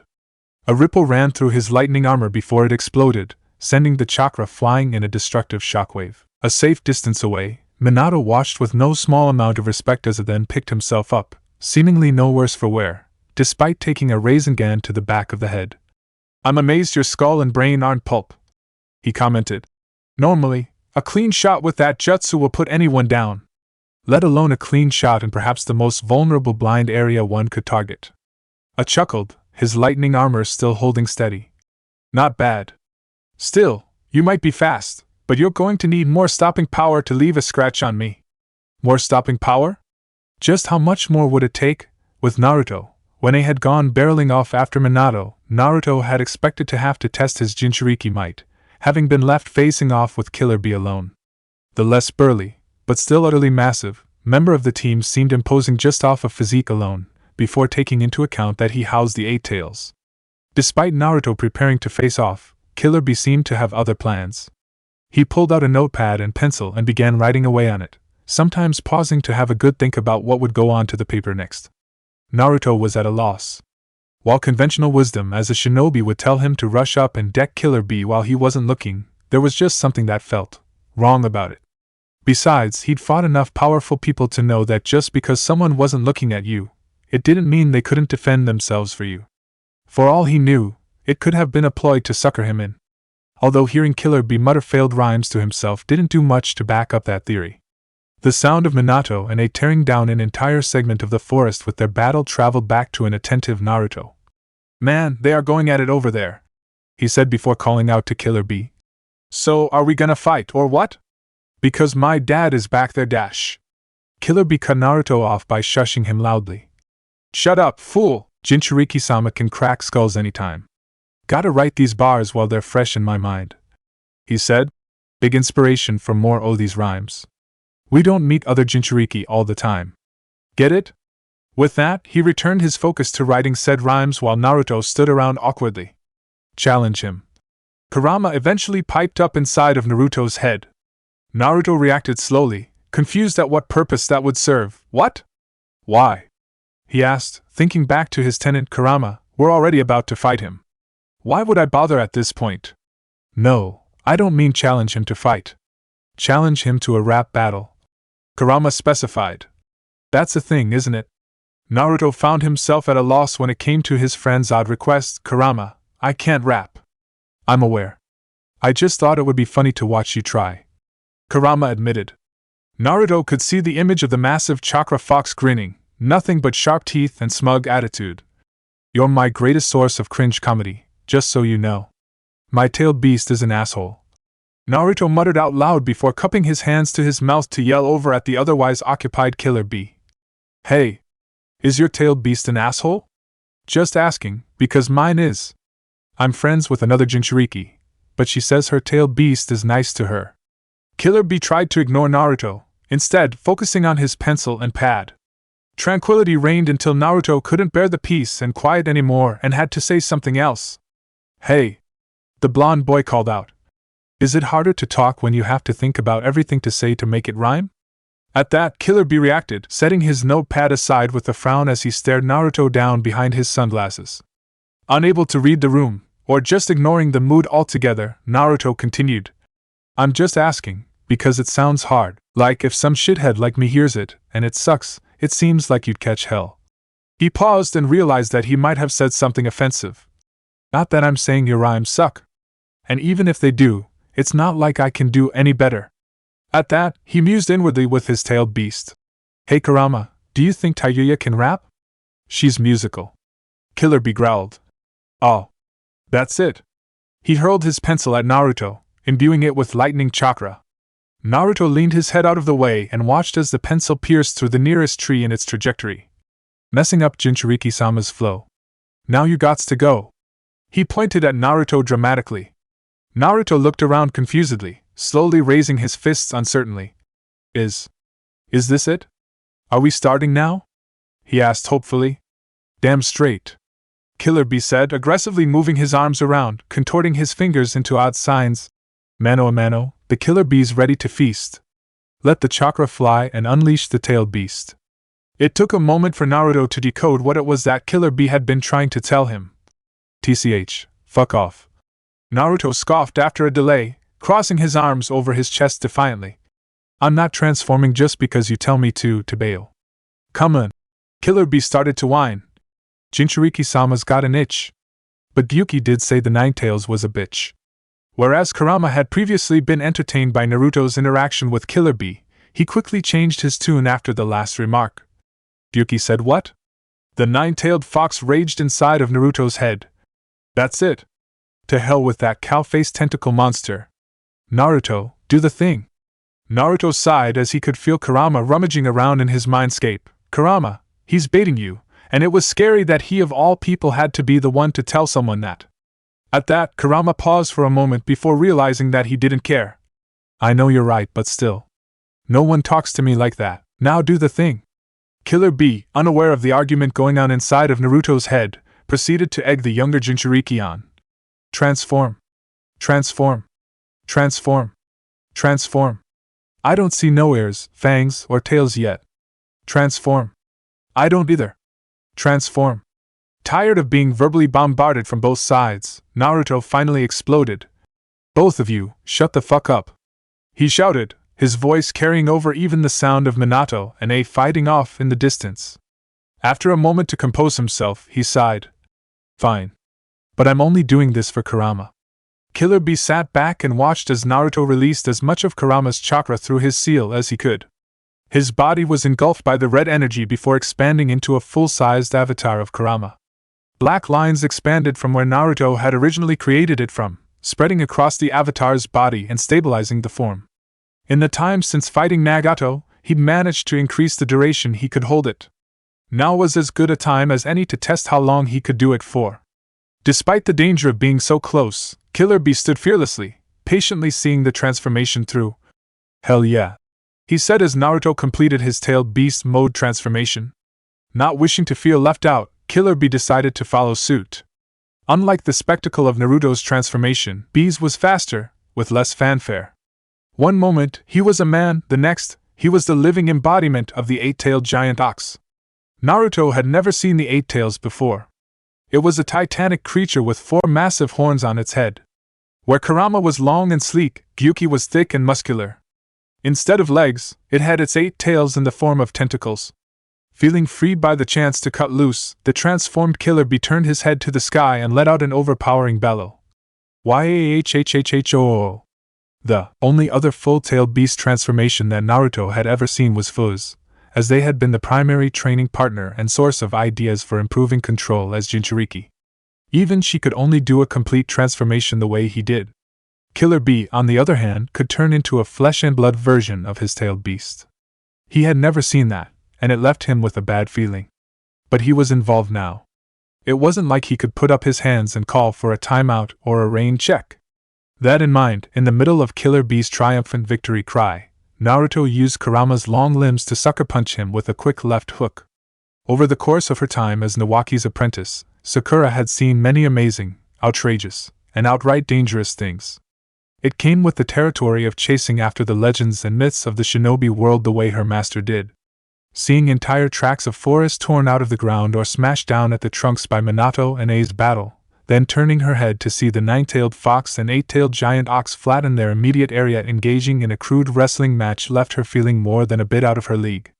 For the latter, it was hard for Sakura to reconcile that the blonde goofball she'd met fighting the Uchiha clan Hati in the hot spring was capable of something like this, even knowing who he was already. But, as some would say, seeing was believing. That her master, Nawaki, simply sat in their elevated position, observing both like a spectator at a sporting event only served to annoy her. Seeing how content she was at the rampant destruction going on in front of them, Sakura could feel a headache coming on. Why did all of the strong people have to be so weird? At least they were a safe distance away. Are we going to do something?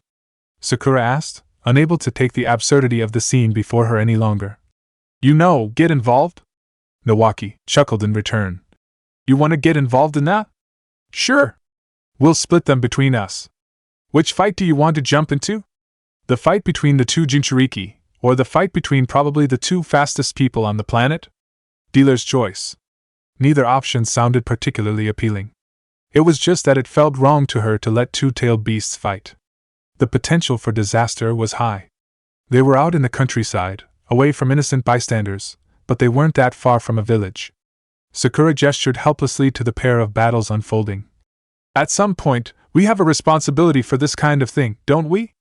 She asked lamely. Tut-tut. Nawaki wagged a finger, chiding the pink-haired girl. Responsibility is based on means and motivation.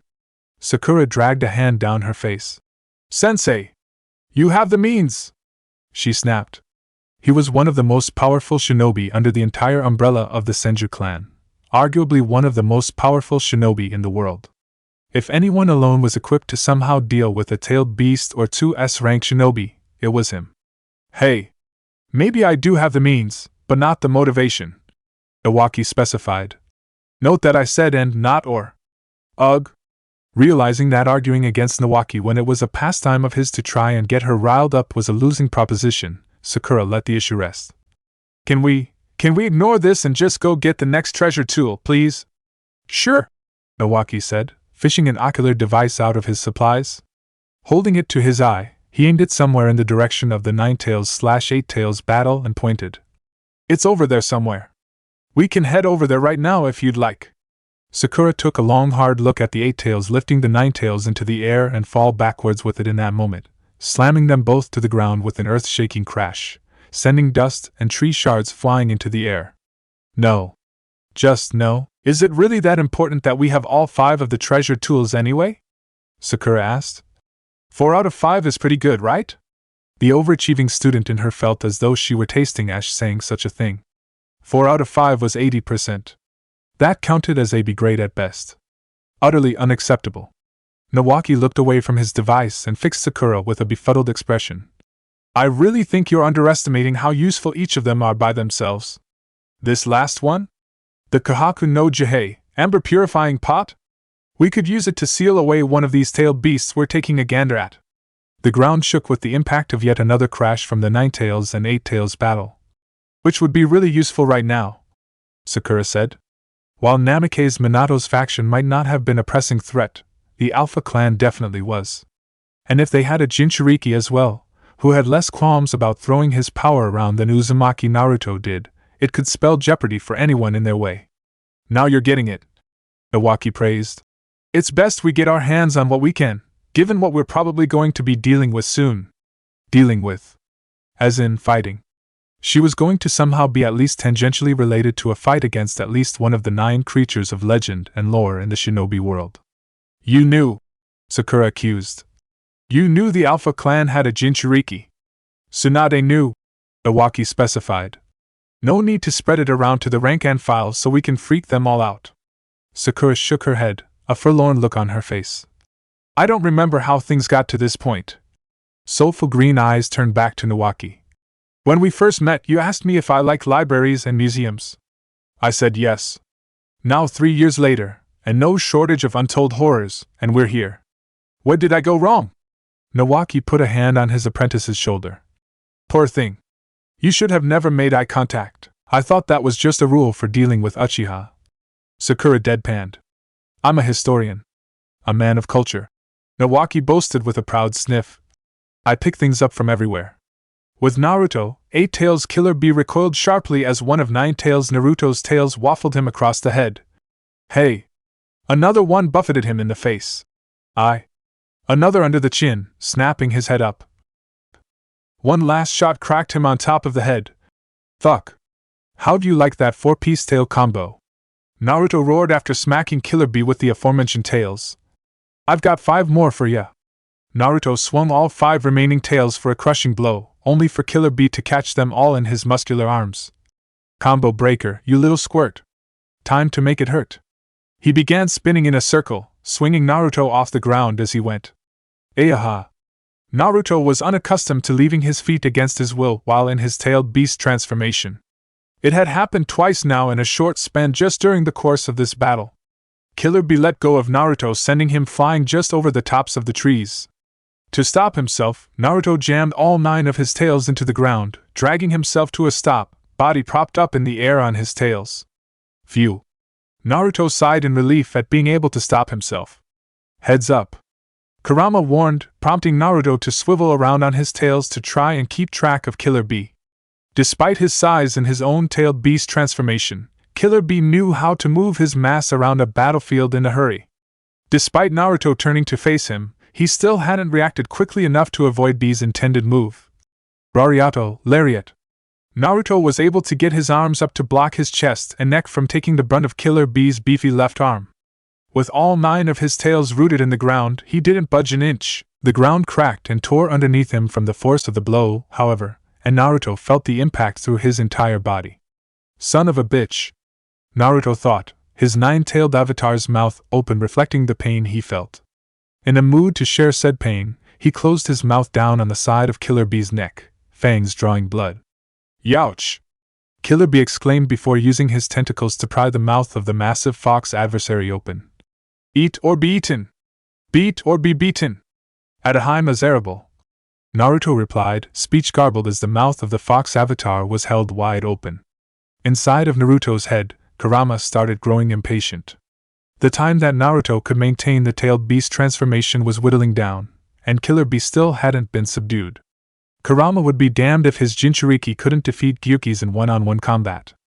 It would be like losing to Gyuki himself. Unacceptable. Give me control. Kurama rumbled in Naruto's mindscape. What? Now? Yes, now! Kurama snapped. Preferably before he dislocates our jaw. You know we still feel everything that happens to the avatar, right? Naruto was abundantly aware, as he felt he was being made to experience what a snake did when it tried to eat something larger than it. Perhaps it could be used as a metaphor for the fight itself, something about biting off more than he could chew. After a moment of deliberation, Naruto decided to make the switch, tag out. The eyes of the Nine-Tails avatar turned from solid black to solid red, signifying the transfer. Now in control, Kurama reared back on his tail, and used them as bracers for more power as he kicked Gyuki with his hind legs, sending the 8 tails careening away. As Killer Bee recovered and steadied himself, he picked up on the fact that something was different.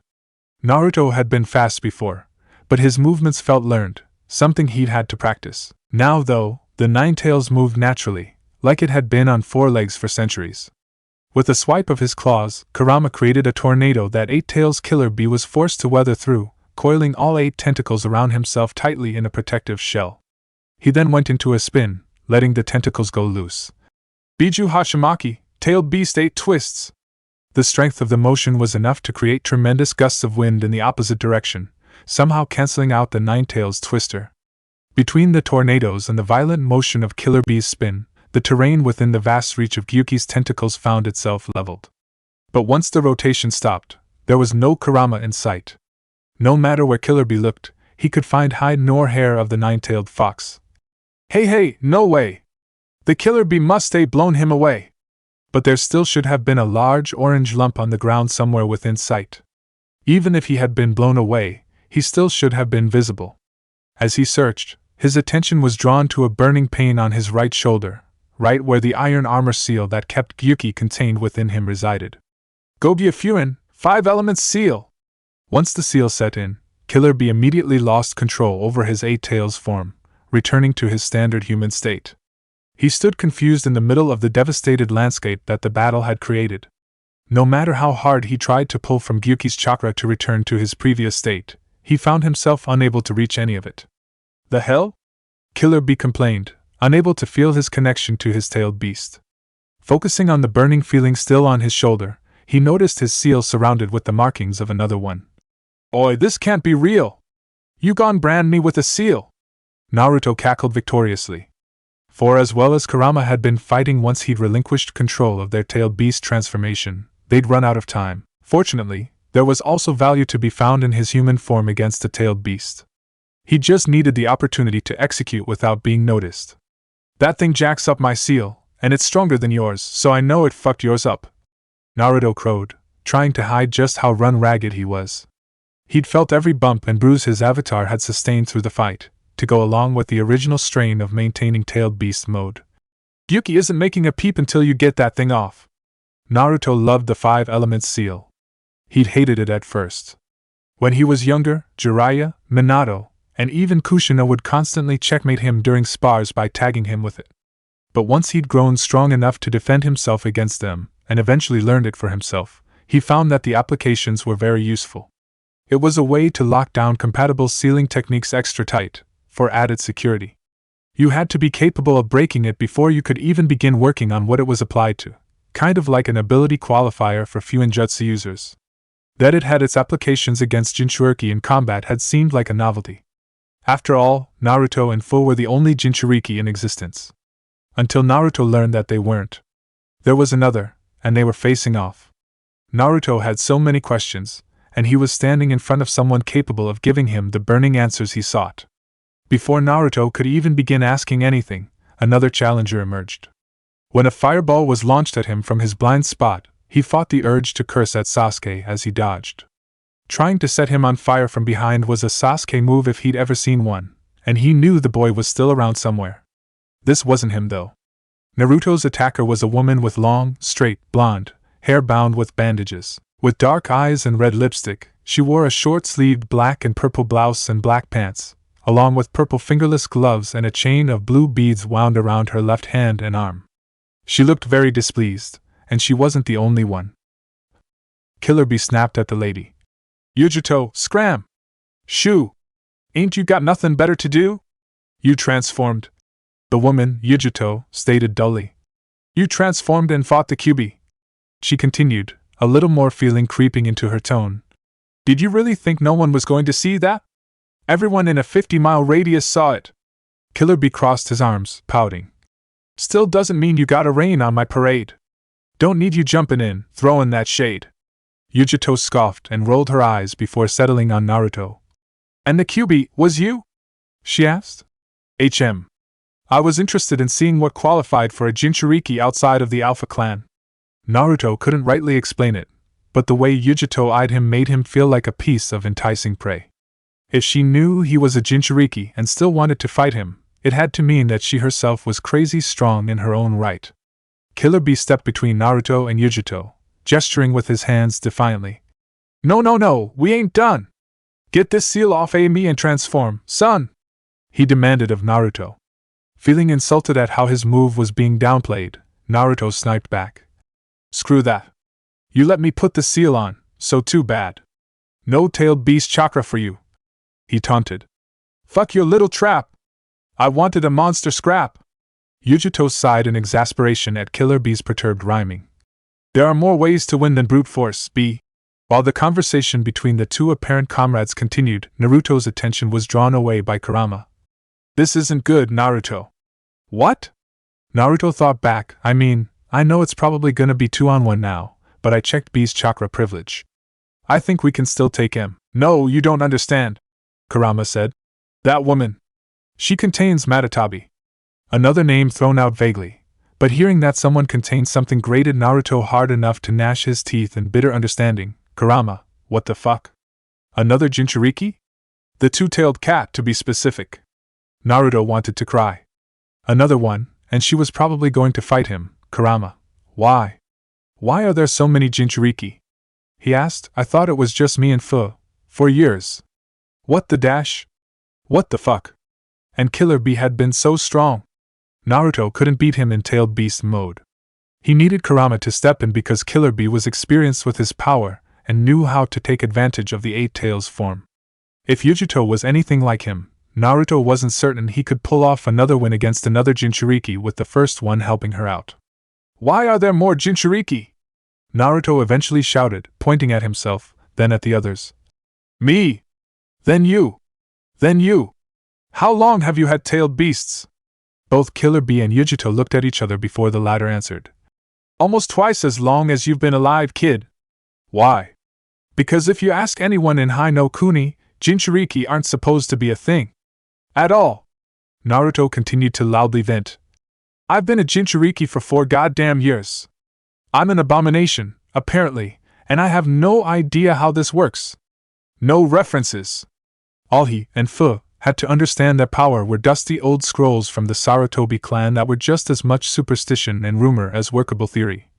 I've just been working this shit out as I go along. And you've had what, 30 years to figure it out? 30 years. Yujito repeated, a hollow tone in her voice. How old do you think I am? She asked, a slight tilt to her head. Naruto could sense the danger in her tone and body language. That 30 years was more for him than you, he said, trying to redirect. Even Killer Bee stepped out of the way by that point, leaving Naruto as the sole being in Yujito's field of vision. I wouldn't have guessed you were 30 at all. Yujito flared up her Jinchuriki cloak in response. I'm not 30. That's what I'm saying. Naruto tried to argue before finally giving up. Oh, whatever. You were gonna fight me anyway. Bring it on, he finished, motioning with his hands. Yujito did as requested, chuckling to herself as she approached. I think you'll find I've got a different approach to bees, she said as her fingernails extended into claws. More precise. Meanwhile, with Minato, after destroying an entire logging area's worth of trees, Minato noticed that despite his attempts to tire A out and force him to waste his chakra, the man simply wouldn't fold. The lightning armor technique that he utilized had to be taxing, yet he wore it with the ease of an expert shinobi performing a task as simple as tree walking. Despite this, and A's destructive approach in trying to corral Minato, he had come no closer to getting the job done. After darting around for the better part of an hour, Minato suddenly stopped. I'm done, he declared abruptly. Straightened up, having been prepared to take another rush at his smaller adversary. What?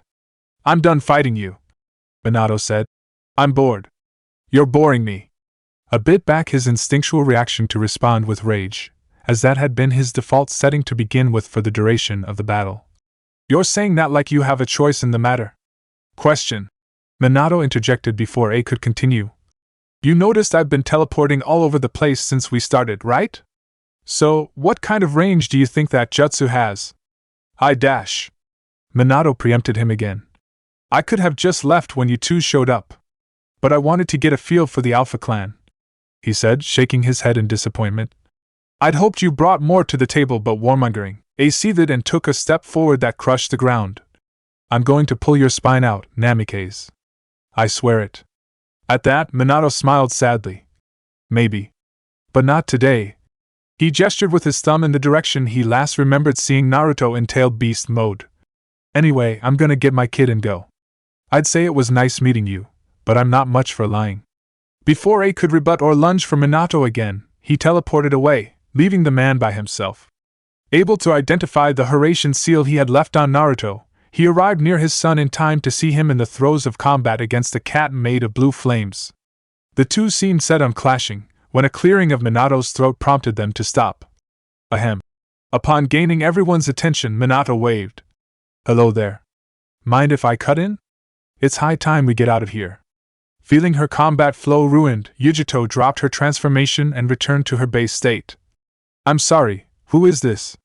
My dad. Naruto explained dryly. Hi, Dad. Minato had no time for teenage attitude. Why didn't you call me when you knew you were fighting the Eight Tails? He asked before recognizing the other tailed beast on the scene he could recognize. And the Two Tails? Naruto groaned at what he could see would be a lecture on recognizing his limits and asking for help. Oh, come on. We're way past the point where I need you to change my diapers and wipe my nose. Not the point, Naruto, Minato said sternly.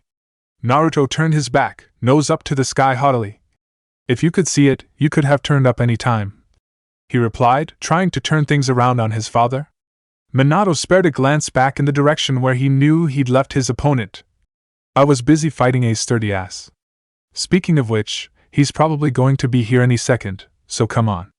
Say goodbye to your friends. Killer Bee took the opportunity to tease his new rival. Ah man, say it ain't so, the Nine-Tails daddy says he's gotta go. Dad. Naruto groused, a touch of embarrassed red rising on his face. You're making me look bad in front of the other Jinchuriki. Oh no. How could I? Minato said sarcastically, making his way over to Naruto to put a hand on him. Come on, champ. Let's roll. Naruto was about to let him when he realized that he still had business with Killer Bee and Yujito. Wait, Dad, first I've gotta dash. The moment Minato made contact with Naruto, they were already gone, both vanishing in a flash. Yujito, more stunned at the fact that two people had disappeared without a trace than upset at anything else, just stared at where they had been. Their presence was gone entirely. That man just teleported. Killer Bee adjusted the sunglasses on his face, also impressed. Yep. Huh. Yujito muttered, pressing her hands to her hips as she thought aloud. If they're in the next realm we're going for, we might actually have to try. But imagine assimilating their clan or organization and gaining access to such a space-time technique. That, and another tailed beast. I would be ecstatic to add that kind of power to the Alpha clan. They all would. Where the fuck is Namikaze? Both Yujito and Killer Bee winced at A's booming shout as they could hear him barreling through the forest toward their location. Yes, he would be ecstatic, eventually. But not in the moment. And unfortunately, they would be left with his bad mood as they made their way back to their camp. Yujito let out a sigh. That's what I get for trying to come and help. Not for the first time since setting out on his mission, Sasuke was again less than pleased.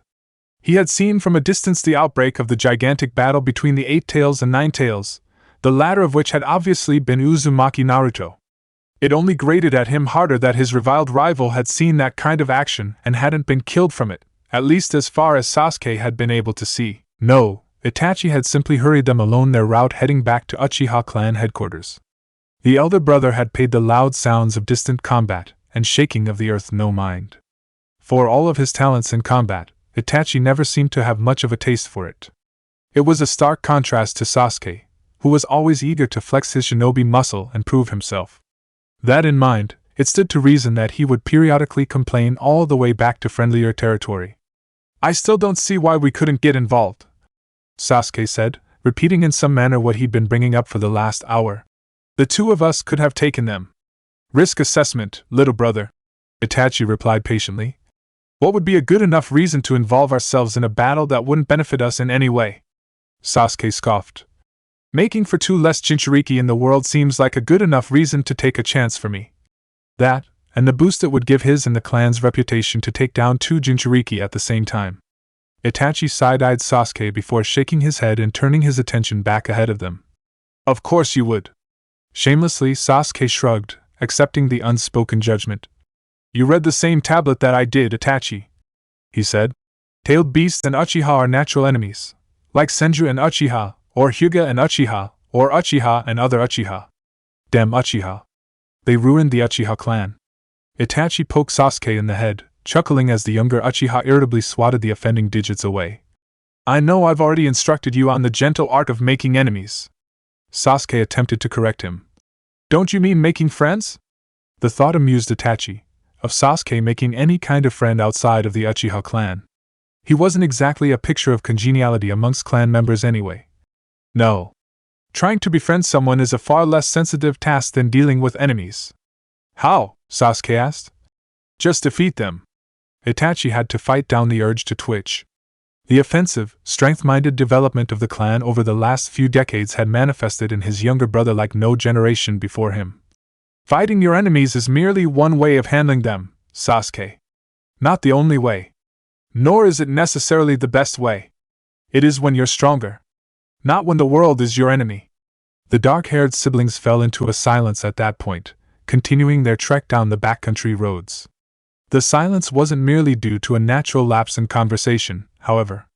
Both had picked up on the fact that they had been surrounded.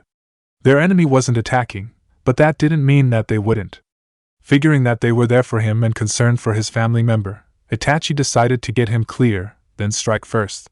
Go ahead, Sasuke. Sasuke took immediate offense. He wasn't a child. He wasn't dead weight. He was one of the most powerful active shinobi in the Uchiha clan, and even if he wasn't, he would never simply leave Itachi to the wolves in such a manner. I'm not going ahead anywhere. We can take them together. He didn't understand, but that was simply because he didn't know. Itachi wasn't concerned for their immediate safety. No. They're not here to fight. The shinobi surrounding them weren't there to attack. And fighting them isn't what I'm worried about. As they emerged once they realized they had been discovered, and Itachi could identify who they belonged to by the white, expressionless masks on their faces, his suspicions only grew. As did his trepidation. It wasn't the threat of combat that left him wishing that Sasuke had left. Uchiha Itachi, Shimura Danzo said, flanked by some of his faceless bodyguards. Dangerous times we're living in, aren't they? Sasuke noticed the subtle stiffening of Itachi's posture. Who is this? He asked, wondering just what it was that had his brother more on edge than he had been when near a tailed beast battle. Itachi could feel his pores building sweat as Danzo's single eye took momentary note of Sasuke's presence. Let's just say he's a very sensitive task. With Naruto, Kuni, unnamed allied shinobi village, Naruto and Minato's mission had been a success, but an opportunity had been missed. There had been so much that Naruto wanted to pick Killer Bee and Yujito's brains about, so many questions he'd wanted to ask them. Even if he'd had to fight them and potentially leave himself in more jeopardy, he felt it would have been worth the risk. Minato had not agreed, and thus would not send him back. No need for a meaningless battle, his father had said. There was so much about his situation that he didn't know, even 4 years in. It felt like he was fumbling in the dark, trying to feel around on the walls for the light switch. Sometimes he'd crash into something that would help him understand the makeup of the room and just what was in it. Sometimes a door leading outside would open, leading to a bit of illumination. But without flipping that switch, he'd never really know everything he needed to. He'd spent the rest of the day and most of the next in his own head, talking with Kurama and just thinking. It had led to a very introspective, quiet Naruto. This had not gone without notice. Come sunset, Naruto had found a peaceful, grassy hill with a good view of the heart of the village. He had been there for a short while, and it had been a nice place to be alone with his thoughts, even if those thoughts were vexing. A distraction presented itself in the form of Tayuya finding him. Looking up to him from the bottom of the hill, she scowled, hands on her hips before heading up to join him. The fuck are you doing over here by yourself, weirdo? The fuck are you doing over here looking for a weirdo, you weirdo? Naruto shot back, laying in the grass, looking up at the color-drenched sky. He sat up long enough to see the look of displeasure on her face before relaxing again. Tayuya stared up at him before sighing and walking up after him, grumbling and griping the entire way. Naruto turned his head and watched as she plopped down next to him, knees pulled to her chest. I wasn't looking for you, Tayuya eventually said. I just saw you up here radiating sad panda energy. Naruto felt mildly insulted at having his emotional state summed up in such a disrespectful manner. Sad panda energy, my butt. Whatever you're feeling, it ain't coming from here. Tayuya scoffed. So you're saying you're not a 3 out of 10 on the pep scale? Unlike the usual 12 out of 10 you usually are? Naruto didn't bother trying to deny it, or putting on a show the way he would have for his family. What's wrong? Who says something is wrong? Naruto tried to deflect. Maybe I'm just having a good think. Ha! Tayuya laughed humorlessly. You don't think this hard or long unless you have something heavy on your mind. Getting pretty familiar to say something like that, aren't you? Tayuya fixed him with a dry expression. I've been around you for a month and a half. I notice shit, she said. If nothing was wrong, you'd be bopping around this place cracking jokes and pissing me off with that dopey expression you usually have on your face. Dopey? That marked the second time Naruto had been casually insulted in about a minute. It's nobody else's problem but mine. Doesn't mean you can't bitch about it, Tayuya reasoned. So you gonna spill it, or not? The negativity is fucking palpable. To Naruto, that Tayuya was asking him about his problems in the first place started to grow amusing. She couldn't just ask him what was wrong like a normal friend would. She had to do it in the most roundabout, rude, barbed way possible. To say that she wasn't one to handle things delicately was an understatement. It was nice to have another person around who didn't handle him with kid gloves, though. I know you're new around here, but that's not how this works, Naruto said.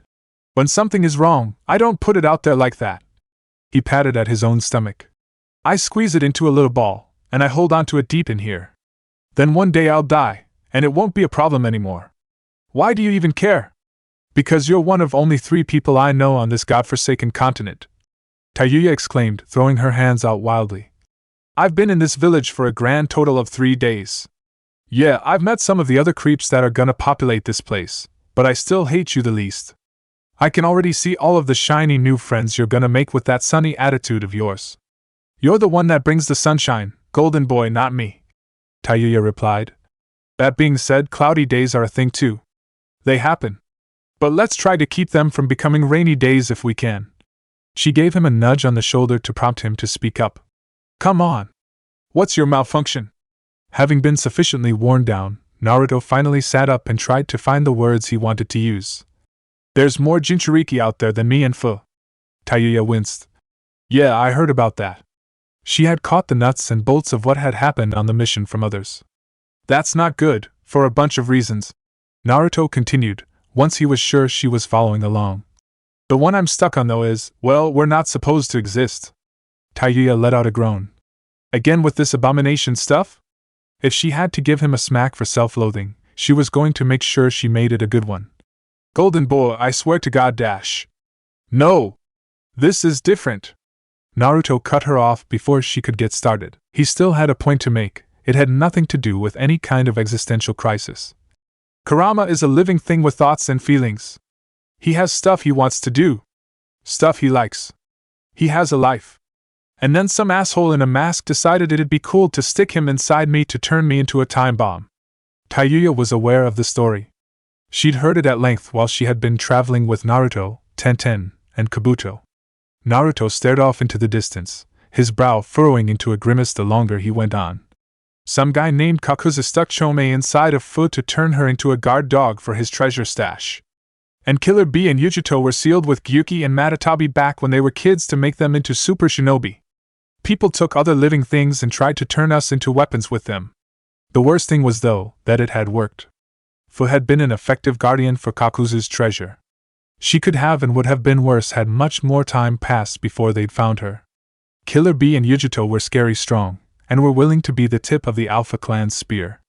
Even Naruto, while he hadn't detonated and caused mass destruction as intended, he was still the face of his father's movement from a military standpoint. They were weapons. All of them. The idea had legs, and had proven capable of shifting the balance of power one way or another for those willing to sacrifice the people needed to create a Jinchuriki. And where did the bright idea to make Jinchuriki like them even come from in the first place? Someone had to be first, because the idea didn't just come out of nowhere, nor did the concept of making it taboo, which seemed to be ignored over recent years before Naruto ever came to any kind of notoriety. But he wasn't notorious on his own merits. Not really. The first thing that anyone considered regarding him was that he contained Kurama. Anything else was secondary, or ignored altogether. Most people he engaged with looked through him until given a strong enough reason to do otherwise. Who he was didn't matter. It was what he was that counted the most out in the world. I don't know about being Yujito, but I didn't matter, Naruto said. Fu didn't matter. The tailed beast didn't matter. We are tools to people like that. Tayuya offered up a devil's advocate take. They say shinobi are tools. Spoken like the misanthropic kunoichi that she was. Naruto replied without missing a beat. Then they are dumb as hell. Tayuya smirked, drawing one from him as well. Somehow, he'd felt his burden lightened a bit and stood up. All right. Moving on now. You done with your bout of teenage angst? Tayuya asked, perking up hopefully. You're no fun to be around when you start getting inside your own head. Yeah, I think so, Naruto confirmed. Openly acknowledging that something had been bothering him had gone a long way in alleviating his sour mood. Huh. You know, we didn't solve anything, but bitching about it a bit did help. Tayuya nodded knowingly. See? It helped. Sometimes you've just gotta let the stress out. It's therapeutic. Helps you live longer. Circumstances notwithstanding, I guarantee I'll live past 100 with as much as I complain. God help us all. Naruto shot back as he stood. He remembering the campfire gripe sessions Tayuya had given while they were on watch in Mizu no Kuni. He'd been glad he could lend an ear at the time. It hadn't occurred to him that she might have wanted to return the gesture. I figure it couldn't hurt to give your advice a try. You are a master complainer. Just call me sensei, Tayuya said smugly before sobering her demeanor. You aren't a tool. I mean, you are a tool, as in you're a prick. But you're not a tool, as in someone people use. Get it? She punctuated, nudging Naruto sharply with her elbow. Naruto squinted, rubbing the sore area Tayuya's bony elbow had damaged. I guess I do. Thank you for the insult sandwich? You're welcome, Tayuya said honestly. Speaking of sandwiches, I'm hungry. Feed me. Naruto did a double take in her direction, nearly tripping down the hill. What do you mean, feed you? Tayuya pouted. There's no way your mom will fucking cook for me if I'm not with you. I don't have a buns level in with her yet. Mouth agape, Naruto gestured uselessly before finding his voice again. You have money. I paid you lots of money. Spend some of that money and buy a meal at an actual restaurant.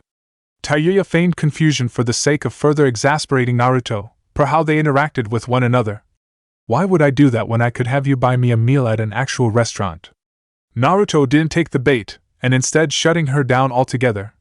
Because I can go to my mom and get dinner instead, for free. Tayuya changed tactics and made sure to sidle up next to the Jinchuriki. Well, in that case, can I get an invite to dinner with the inner circle? You, Naruto said, refusing to look in Tayuya's direction again. Pain. In. My. Ass. Which was something he'd become accustomed to people saying about him. Having the shoe be on the other foot was odd. Showing a dogged persistence, Tayuya carried on. That wasn't an answer, golden boy. Fine. Naruto relented casually, though with a caveat attached. As long as you provide after-dinner entertainment. Tayuya stopped mid-step and stared at him with an unreadable expression for a moment before opening her mouth again. Alright, I'll give credit where it's due. That's a unique way to ask to get laid. By now, they had made it back to the village proper, and her remark had been heard by at least a dozen people nearby, all of whom fixed the pair with a look. I meant play music. Naruto roared back, turning away in embarrassment when Tayuya threw her head back and started to laugh. As things started to settle down, a stray thought drifted by. Hey, kinda off topic, but can you rap? Alpha Clan headquarters A had been in the foulest of moods ever since returning from his excursion with his brother Killer B, Namikaze. That arrogant bastard. As if one meeting between them had decided anything. Even though A hadn't been able to touch him, Namikaze couldn't damage A in return. I hadn't had enough. But the silver lining was that he would likely see him again as his forces descended south. He was a man with a long memory, and sooner or later there would be nowhere to hide. When angry, A simply worked that much harder. Upon reaching headquarters, he began poring over his maps and battle plans. There would be no shortage of conflict in the coming days once the ninja clans of the realm realized what was happening. They would fight back, as most did. But in the end they would be crushed and their remains brought into the fold. Keep what you kill, the law of the Alpha. In the midst of A's work, a portal opened inside of his tent. Even though he knew who it was, A couldn't help but sneer at it. He'd recently had enough of teleportation to last him a lifetime. From the swirling portal emerged another man who A couldn't seem to touch. This one concealed in a dark cloak and an orange swirl mask. At least this one was on his side, supposedly. You're working very hard, A-sama. Your subordinates are worried about you. Or so I heard them say when I arrived. You, A said, pushing himself away from his war table to tower over the masked man. What are you doing here? I didn't reach out for you. Have you ever? I know when I'm needed, the masked man said, but not so much in this case. Is it so wrong to want to see the progress of one of my clients? I hummed and looked over his shoulder at the clearly visible map on the table, marking the Alpha Clan's progress and the limits of their control. And what do you think? The masked man moved to A's side as he perused the maps. It's impressive how you managed to finish your father's life's work of monopolizing shinobi business in Kaminari no Kuni. But to want to expand farther? My father was a great man, and that was his legacy. A lifted a tightly clenched fist. This will be mine. And I plan on taking what he did beyond what he could have dreamed. The masked man held up his hands defensively. I'm not in your way, he said. I've been advising the Alpha Clan for the duration of your time at the top. I'm encouraging this expansion. Only good things can come of you doing for Hai no Kuni what you did for Kaminari no Kuni. Conflict between the clans have ceased. Such a thing was easy when there was only one clan left, all others wiped from existence. Peace was easy when there was no one left to have conflict with. And where are you from? A asked, a dangerous tint to his tone as he asked a leading question. I just want to know if you'll keep that same energy when I get to your homeland. The masked man pointed at himself, as though the Alpha Clan head could have been referring to anyone else around. Who, me? I'm not from anywhere. I'm nobody. It was something A had heard many times before, to the point that it had become a running joke of a cliché. Still using that same old line, even after all this time, he said, a humored shake of his head. No, nobody possesses the knowledge that you have. You flatter me too much, the masked man said with a bow. My knowledge was at the disposal of the highest bidder. The Alpha Clan has been the highest bidder for years. It was that simple. At the end of the day, the masked man had always been a mercenary about how he doled out his advice. It never came without a cost. And that cost wasn't always money. Still, it was never anything A hadn't been willing to pay, and it had always been worth it. It's good that you're here, though, A said. Maybe you do know when you're needed. The masked man changed from a cordial demeanor to a business-like one. What's the problem? A folded his hands behind his back and turned back to the table, again analyzing the contents of the information before him. Things have changed down south since my father last tried to spread our influence. I need a full lay of the land, the who's and what's. He slammed his massive hand on the reinforced table, the legs still buckling despite its sturdiness. Whatever you can give me. But of course, the masked man agreed. After all, we all want the same thing here.